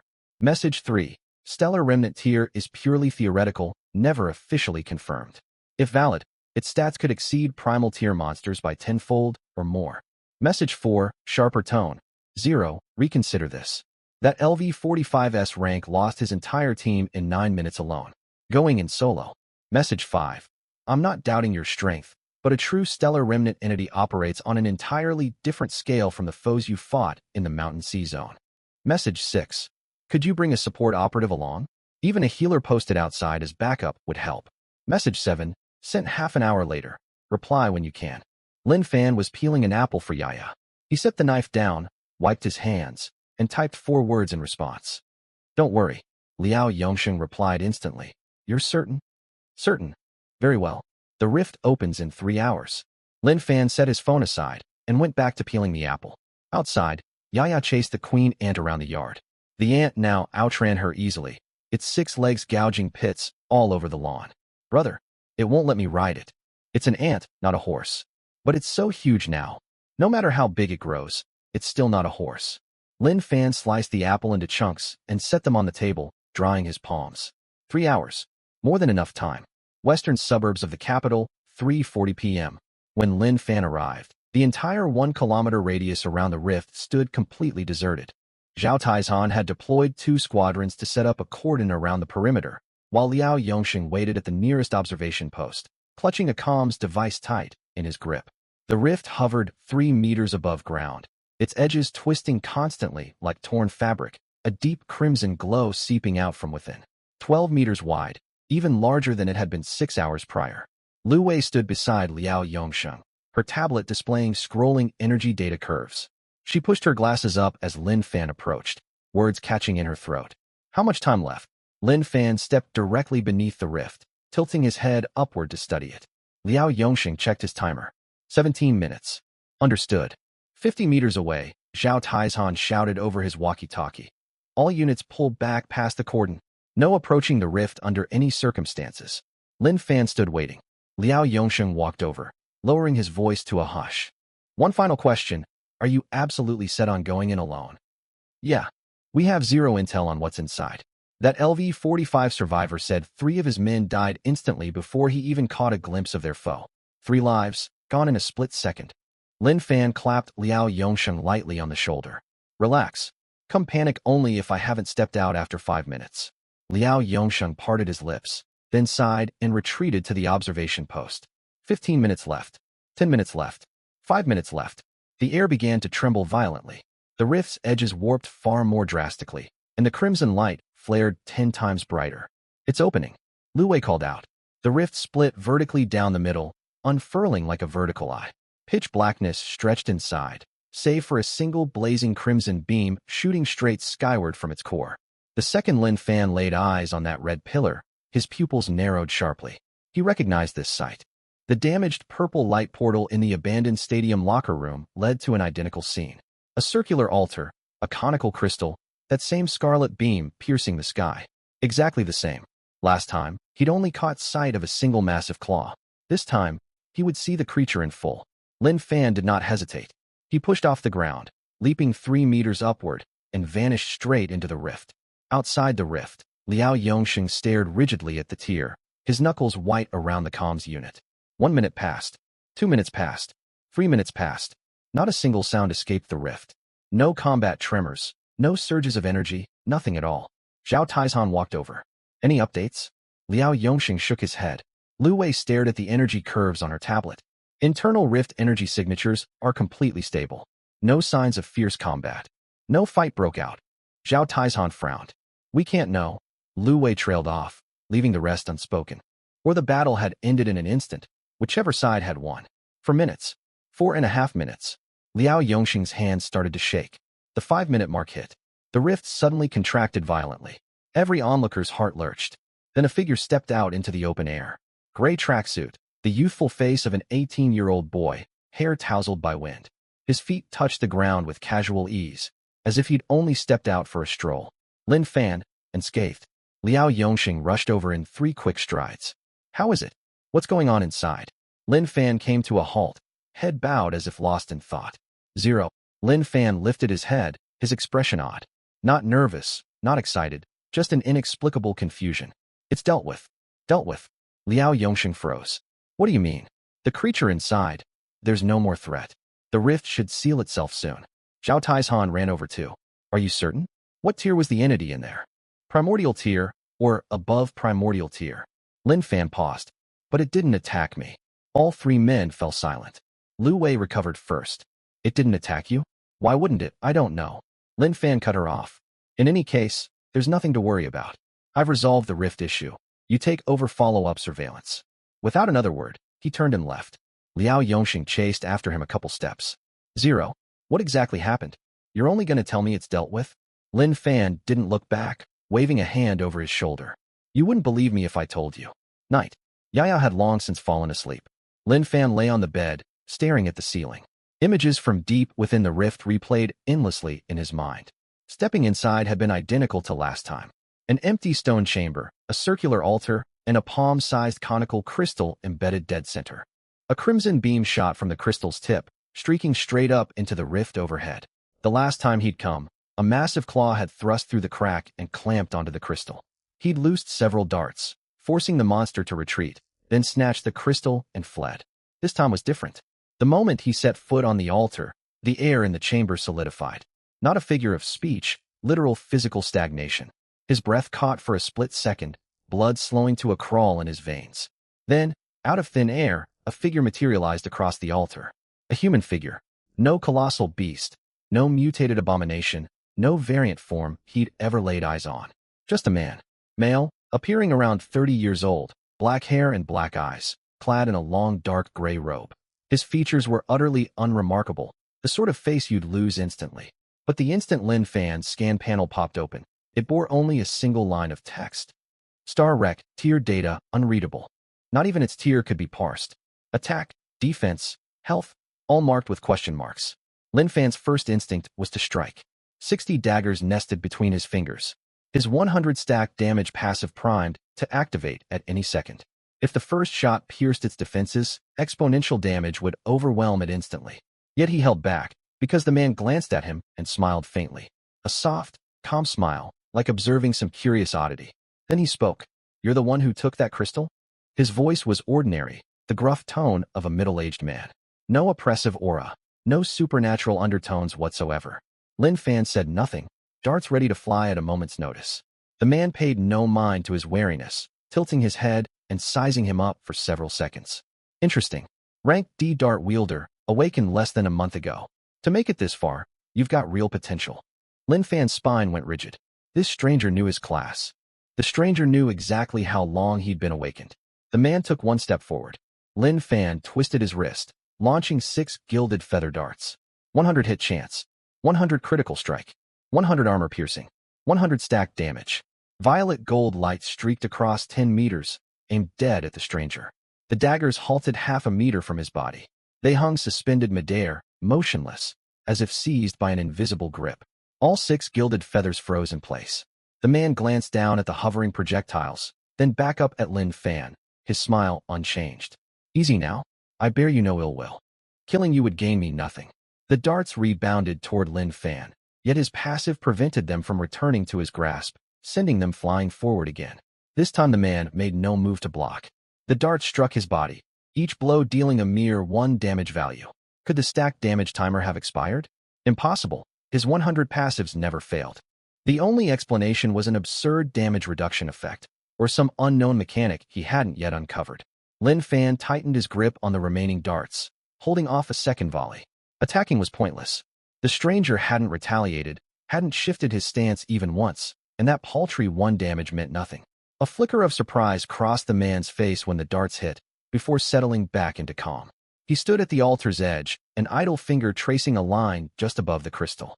Relax. I only have 2 things to say, then I'll be gone. Lin Fan stayed silent. This is merely a screening game. The man turned to face him, his tone as casual as discussing the weather. The fact you stand here speaking with me means you possess something no one else does. What game? Lin Fan finally broke his silence. You call it awakening, call it the system, call it dungeons, call it mutant creature invasions. The man spread his hands. It doesn't matter what label you use. At its core, it is a screening process. Screening for what? He gave no direct answer, turning his gaze to the rift overhead. Crimson light spilled across his face, casting half his features in shadow. This game, it seems to be drawing to an end. As the words left his mouth, his form began to turn transparent, erasing upward. Lin Fan tightened his hold on the darts and stepped forward. What do you mean? What's ending? Most of the man's body had already dissipated. Only the outline from his chest upward remained visible. What comes after it ends? Lin Fan pressed. The man met his eyes one last time. Good luck. Then he vanished entirely, not a trace of his aura left behind. Lin Fan stood alone on the altar for 2 full minutes, the silence so complete he could hear his own heartbeat. A screening game, drawing to an end. Good luck. He replayed those phrases over and over in his head, each repetition leaving a heavier sense of unease. The awakening system is a game. Who is running it behind the scenes? Screening. What do they intend to do with those who pass the screening? What does drawing to an end signify? Human extinction? The disappearance of the system? Or perhaps something far larger approaching? He couldn't unravel it. There was far too little information. Every word the stranger had spoken felt like a fragment of an answer, yet none fit together to form a complete picture. Lin Fan rolled over in bed, yanking the quilt over his head. Yaya tossed and turned in the next room, muttering half-formed words in her sleep. The crunching sound of the queen ant feeding still echoed from the yard. Lin Fan forced his racing thoughts to a halt. Unsolved questions would have to wait. Only 2 facts were certain for now. First, that star-wrecked entity had no intention of killing him and posed no immediate threat. Second, whatever the game ending entailed, humanity had to win. He needed to grow stronger. No matter what the final outcome held, he needed absolute power as a safety net. A single powerhouse wouldn't be enough. He needed an army. Lin Fan glanced toward the queen ant, still devouring her pile of materials. The next day, Lin Fan did not step foot outside. The queen ant's appetite far outstripped his estimates. The night prior, he'd pulled out a stockpile of turtle carapaces, rat bones, snake gallbladders, and wasp claws. 12 million portions in total. He'd thought it would sustain her for days. Yet when his alarm went off at 6:30 the next morning, he glanced out the window to see the mountain of rat bones completely gone. The queen ant crouched atop the pile of wasp claws, her body now the size of a small dog. Brother, she's gotten even bigger. Yaya stood in the middle of the yard holding a glass of milk, eyes shining with excitement. Lin Fan cast a scan on her. Mutant Queen Ant LV.5 ATK, 80 def, 200 HP, 3000. She'd shot from LV.1 to LV.5 overnight. He walked to the southeast corner of the yard and opened his backpack, dumping out another massive haul. This time he held nothing back. 5 million snake gallbladders, 3 million turtle carapaces, 20 million wasp claws, 8 million rat bones. 4 mounds over 2 meters tall sprouted across the lawn in an instant. The queen ant's antennae whipped frantically. She pushed off with all 6 legs, launching herself forward to bury her head in the snake gallbladder pile and gnaw away. Crunch, crunch, crunch. Her feeding speed had tripled since the day before. Brother, is she starving? Let her eat her fill. Lin Fan left her to it, heading back inside to heat breakfast for Yaya, then sat by the second-floor window watching the yard. By noon, half the snake gallbladders were gone. At 3 in the afternoon, the turtle carapace mound vanished entirely. By 8 that night, only a small remnant of the wasp claw pile remained of the 4 mountains of material. He scanned her again. Mutant Queen Ant LV.12 ATK, 340 def, 800 HP, 12,000. A single day, climbing from LV.5 to LV.12, staring at the stats on the panel, Lin Fan quietly opened his backpack and tallied his remaining reserves. Snake gallbladders, 9.8 million wasp claws, 86 million rat bones, 34 million turtle carapaces, 21 million. Wasp stingers, 12 million ant exoskeletons, 68 million bear bones, per million. Various miscellaneous drops, roughly 30 to 40 million portions. Total stockpile, just over 1.2 billion portions. Would it be enough? He had no way to tell. He would keep feeding her and see. He emptied every last reserve of snake gallbladders, turtle carapaces, and rat bones from his backpack in one go. The entire southeast corner of the yard transformed into a stockyard, a heap spanning half a basketball court. Yaya stared, dumbfounded. Brother, all of this is for her to eat. MHM. She eats way too much. You ate just as much when you were little. I did not. The third day, when Lin Fan rose in the morning, the queen ant stretched half a meter long. Mutant Queen Ant LV.20 ATK, 1200 def, 2600 HP, 45,000. Nearly a third of the material piles in the yard had been consumed. Most striking of all, Her abdominal egg sacs swelled like a balloon, translucent membrane teeming with countless tiny red specks writhing within.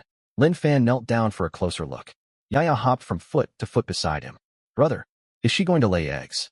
The words barely left her mouth when the queen ant's tail contracted and a single red egg rolled out. Then a second, a third. And then, Lin Fan's eyes widened. Eggs sprayed from her tail in an unbroken stream, bouncing across the lawn one after another without pause. He counted instinctively, roughly 100 eggs per second. 100 eggs every second. Even more shocking, within 3 seconds of hitting the ground, each eggshell split open. Tiny red ant larvae wriggled free from the cracks, no bigger than fingernails, scurrying off the moment all 6 legs touched grass. Where were they headed? Straight for the material mounts. Dozens of larvae clambered up the rat bone piles, their minuscule mandibles actually capable of gnawing through solid bone. They moved slowly, but their numbers multiplied by the second. After 1 minute, over 6,000 larvae covered the grass. After 5 minutes, 30,000. A thick red carpet spread across the lawn, a sea of tiny wriggling specks. Yaya's excitement faded into fear. She ducked behind Lin Fan, peeking out with only half her face visible. Brother, so many ants, scared? A little bit. They won't bite you, only eat. Let's head inside. Yaya clung to the hem of his shirt as they retreated toward the house, glancing back one last time halfway across the yard. Brother, will they crawl into the house? They won't. Lin Fan wasn't entirely certain himself, but the queen ant recognized Yaya, and her spawn should inherit that instinct. After watching for a while, he confirmed the larvae never strayed beyond the material piles, never creeping toward the building. He relaxed. The 4th day, the yard was completely overrun.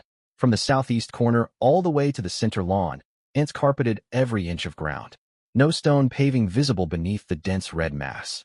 Far off, the queen ant perched atop the highest mound of wasp claws, her body exceeding 1 meter in length, 6 legs thick as tree branches. Lin Fan leaned against the second-floor balcony railing, a faint prickle crawling up his scalp as he looked down. He did a rough calculation. The queen ant had begun spawning on day 3, roughly 30 hours prior. At 100 eggs per second, 10.8 million ants. Over 10 million ants filling his backyard. Yaya dared not step outside anymore, pressing her face to the second-story window with a wrinkled frown. Brother, is our yard ruined? It's not ruined. They'll clear out once they finish eating. When will that be? Lin Fan watched the rate the material piles shrank. 10 million larvae feeding simultaneously consumed resources hundreds of times faster than the queen ant alone. The wasp claw mound shrank visibly by the minute, and the ant exoskeleton pile was already gone. At this consumption rate, he opened his backpack and dumped out every remaining supply. 80 million wasp claws, 10 million wasp stingers, 68 million ant exoskeletons, 4 million bare bones, plus 30 to 40 million miscellaneous drops. Roughly 1 billion portions left in total. 10 million mouths feeding non-stop, with their numbers still rising. The supplies wouldn't last 2 days. Dusk of the 5th day, when Lin Fan scanned the queen ant again, her stats were staggering. Mutant queen ant LV.30 ATK, 4,500 def, 8,000 HP, 16,000. 30th level. In 5 days, she'd climbed from LV.1 all the way to LV.30. The larva population in the yard surged without end. The queen ant never halted spawning, 100 eggs spilling out every second, 24 hours a day. Lin Fan estimated the total count now stood at roughly 16 million. He scanned a random larva. Mutant red ant, larva LV.8 ATK, 60 def, 40 HP, 800. 8th level. 16 million level 8 ants. Individually they posed little threat, but unleashed as a single swarm of 16 million, Lin Fan dared not imagine that battle. Yet a critical problem loomed. The material piles were nearly exhausted. 1.2 billion portions of supplies had vanished in 5 days. Consumption spiked exponentially on the final day. 16 million larvae plus a level 30 queen ant feeding together burned through resources 10 times faster than the prior days. By dawn on the 6th day, every scrap of material in the yard was gone. Deprived of food, the larvae wandered aimlessly across the lawn, never attacking anything. The queen ant ceased spawning, lying motionless in the yard's exact center. Lin Fan descended the stairs and walked to her side. She stretched over 2 meters long now, her waist reaching his hip, dark red chitin glinting with metallic sheen. Her 6 limbs tucked against her body, head antennae twitching faintly in his direction. No hostility radiated from her, Yet none of the gentle fondness she'd shown Yaya remained either. Lin Fan cast another scan. Mutant Queen Ant LV.35 ATK. 6,200 def, 12,000 HP, 28,000. She'd gained another 5 levels. In the final stretch of dwindling supplies, the 16 million larvae had voluntarily stopped feeding, ceding all remaining resources solely to the queen ant. The innate instinct of an ant colony: protect the queen above all else. The larvae averaged level 10, their growth stalled. Lin Fan stood in the yard's center and swept his gaze across the grounds. Dense red ants blanketed every surface within sight, silent as a frozen crimson ocean. 16 million ants. Was this enough? No. Their levels were far too low. Level 10 larvae would be nothing more than cannon fodder on the Mountain Sea battlefront. To function as a proper army, they needed to hit at minimum level 20, with level 30 marking usable combat strength. Their numbers were insufficient too. 16 million sounded massive, yet if they faced a crisis of the scale hinted at by the game ending, he could not even fathom what form that threat might take, potentially numbering hundreds of millions or billions of foes. He needed to keep feeding them, but his backpack was empty. He double-checked the system storage. Snake gallbladders, 0. Turtle carapaces, 0. Rat bones, 0. Wasp claws, 0. All 1. 2 billion portions consumed completely. The problem was simple. Where would he acquire more feed? The answer was equally straightforward. The finest sustenance for mutant creatures is other mutants. Lin Fan returned to the second floor, opened his communication panel, and sent a message to Liao Yongsheng. Can you send me a distribution map of all national frontline battlefronts? A reply came instantly. I've got them. What tier do you need? Public release or internal military classified?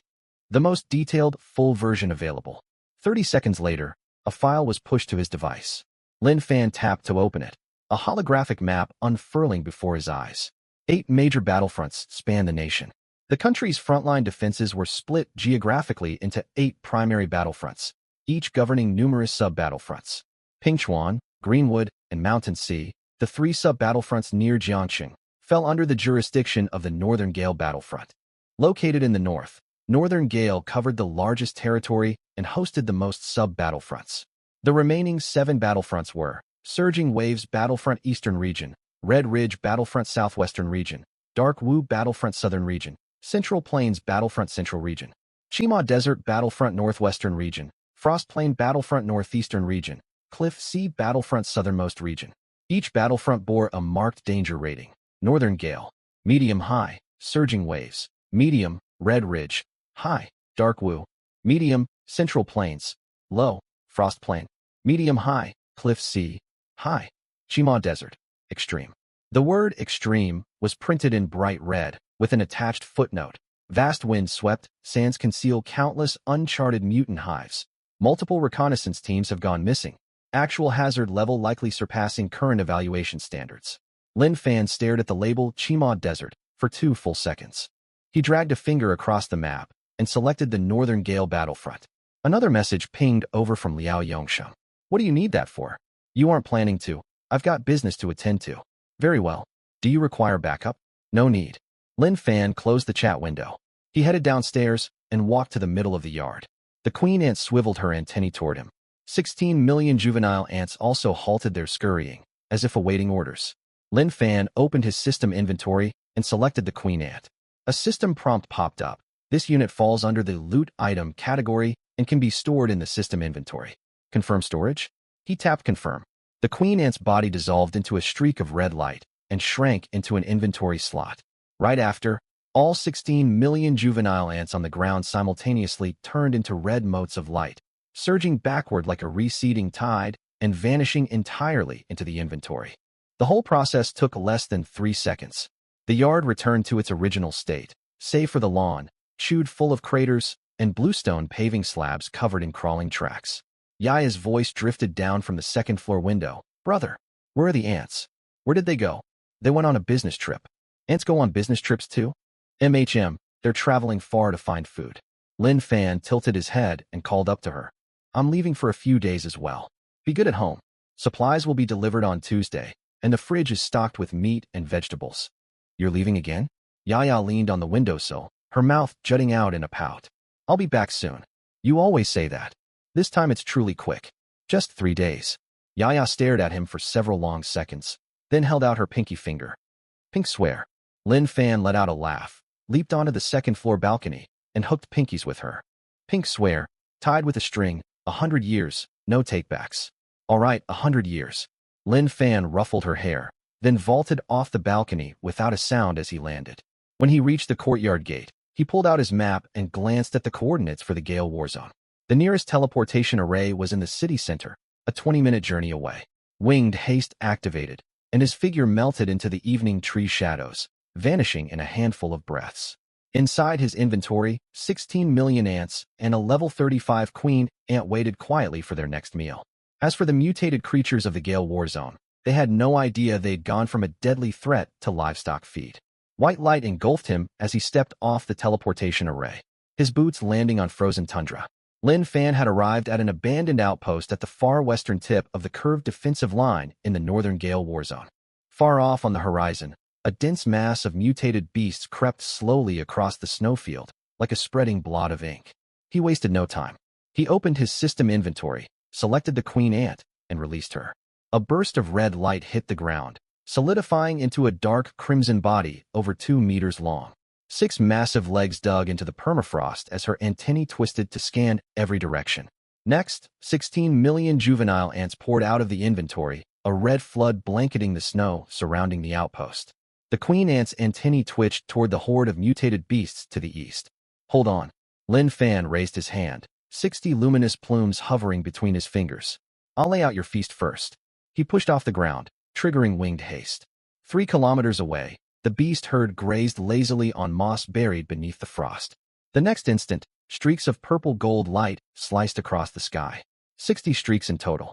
100% hit rate, 100% critical strike, 100% armor penetration, 100% splash damage, 100% stacking damage. First strike, 12,000 damage.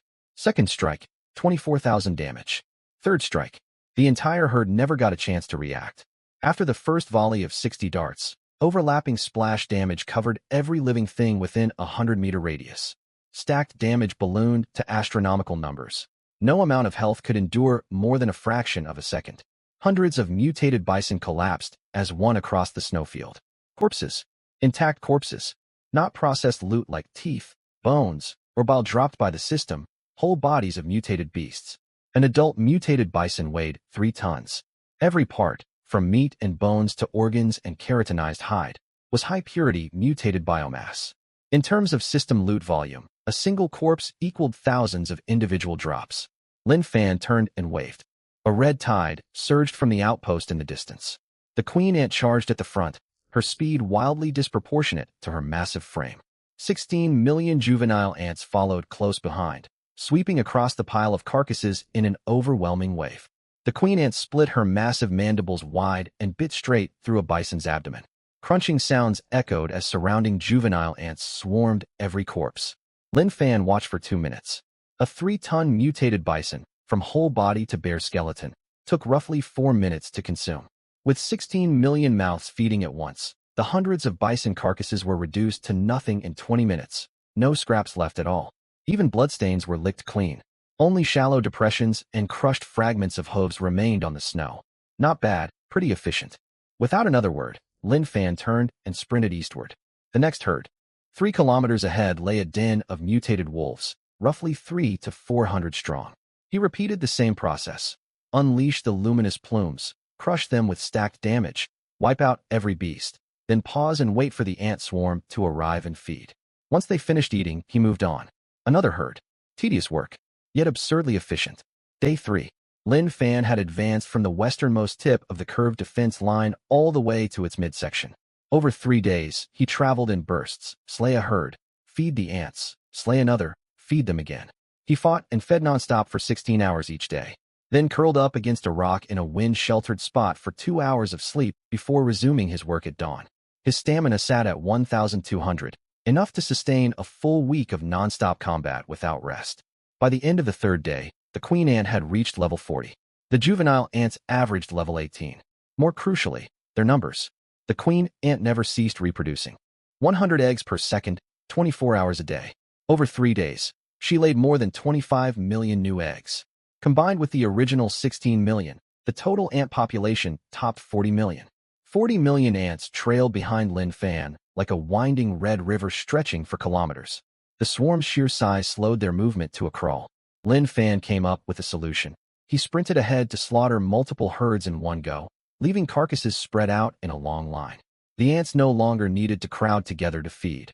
They ate as they marched, the front ranks finishing their meals and pressing onward. A streamlined assembly line. Efficiency tripled. Day 5. Queen ant, level 45. Worker ants and soldier ants. Yes, the juveniles began to differentiate once they hit a certain level. Some grew larger with widened mandibles, classified by the system as mutated red ant, worker. Others sprouted keratin spikes on their heads and thickened forelimbs, labeled mutated red ant, soldier. Average worker ant level, 22. Average soldier ant level, 25. Total population, 68 million. Mutated creature density in the mid-gale war zone was far higher than the western stretch. The beasts were significantly stronger. Large mutated beasts ranging from level 30 to 40 were everywhere, with occasional sightings of colossal level 45 variants. For Lin Fan, there was no meaningful difference. Against stacked damage, a level 40 beast fared no better than a level 41. They merely survived an extra split second. For the ant swarm, however, high-level corpses offered far richer nutrition. After the swarm devoured a 12-ton level 45 colossal mutated bear, the queen ant's experience bar jumped visibly upward. On the evening of the 5th day, Lin Fan stood in the center of a fully stripped battlefield and cast scan. A new line of text appeared on the queen ant stat panel. Mutant queen ant LV.45 attack, 12,000 defense, 22,000 HP, 180,000. 180,000 health points, 22,000 defense. With these stats, she could stand toe-to-toe against a colossal monster in the Mountain Sea war zone. Day 7. Chaos erupted on the World Channel. Lin Fan glanced at the public chat while pausing to rest. Messages scrolling at breakneck speed. Anyone from the Western Gale war zone? Why can't I find even a single mutated rabbit these past 2 days? Same here. My party farmed the West all day, not a single monster in sight. No way. Our guild was hunting wild boars in the mid-zone yesterday, and today there isn't even a bone left. Did you guys mix up your coordinates? No mistake. I'll send you my location. This area used to spawn at least 2,000 mutated wolves daily, 0 now. Literally 0. It's not just the West. The mid-zone is emptying too. Our guild scouts traveled 50 kilometers, no trace of any mutated creatures anywhere along the route. Has the official side released a statement? Defense Bureau says they're investigating. Could it be a mass migration? All the monsters moving somewhere else. Where would they go? The eastern zone still has beasts, but their numbers are dropping fast too. It's only happened these last 2 days, like something's sweeping everything eastward. Chilling to think about. What could wipe out an entire war zone's monster population? Ancient tier beast? Even an ancient tier monster couldn't cover such a massive area. Lin Fan closed the channel and kept moving. Day 9. Eastern section of the curved defense line. This was the last region in the Gale war zone still teeming with mutated creatures. Monster density hit its peak here, alongside the highest levels across the entire war zone. Swarms of colossal beasts ranging from level 45 to 50 roamed the land. And 2 gargantuan shapes suspected to be ancient tier monsters could be seen moving along the distant mountain ridges. Lin Fan stood atop a hillside and peered down into the valley. The beasts were packed tight. A conservative estimate placed over 10,000 mutated creatures gathered there, the largest one spanning an area the size of an entire building. He raised his luminous plumes. 60 streaks of purple-gold light tore through the sky and plummeted into the valley. The air warped the instant stacked damage activated. First strike, 12,000 damage. 10th strike, 6 million damage. 20th strike. The damage numbers lost all meaning. Silence blanketed the valley in 3 seconds flat. Tens of thousands of mutated creatures lay crumpled atop one another on the valley floor, as if someone had hit pause on the world. Lin Fan retracted his darts and turned around. Down the hillside behind him, a red tide crested the mountain ridge. The queen ant led the charge, her body now over 4 meters long. 6 legs plus 2 newly sprouted auxiliary limbs brought her total to 8 appendages, carrying her at speeds matching a motor vehicle. The ant swarm stretched across the entire southern slope, vanishing beyond the horizon with no end in sight. 100 million ants. By day 9, their total population had broken the 100 million mark.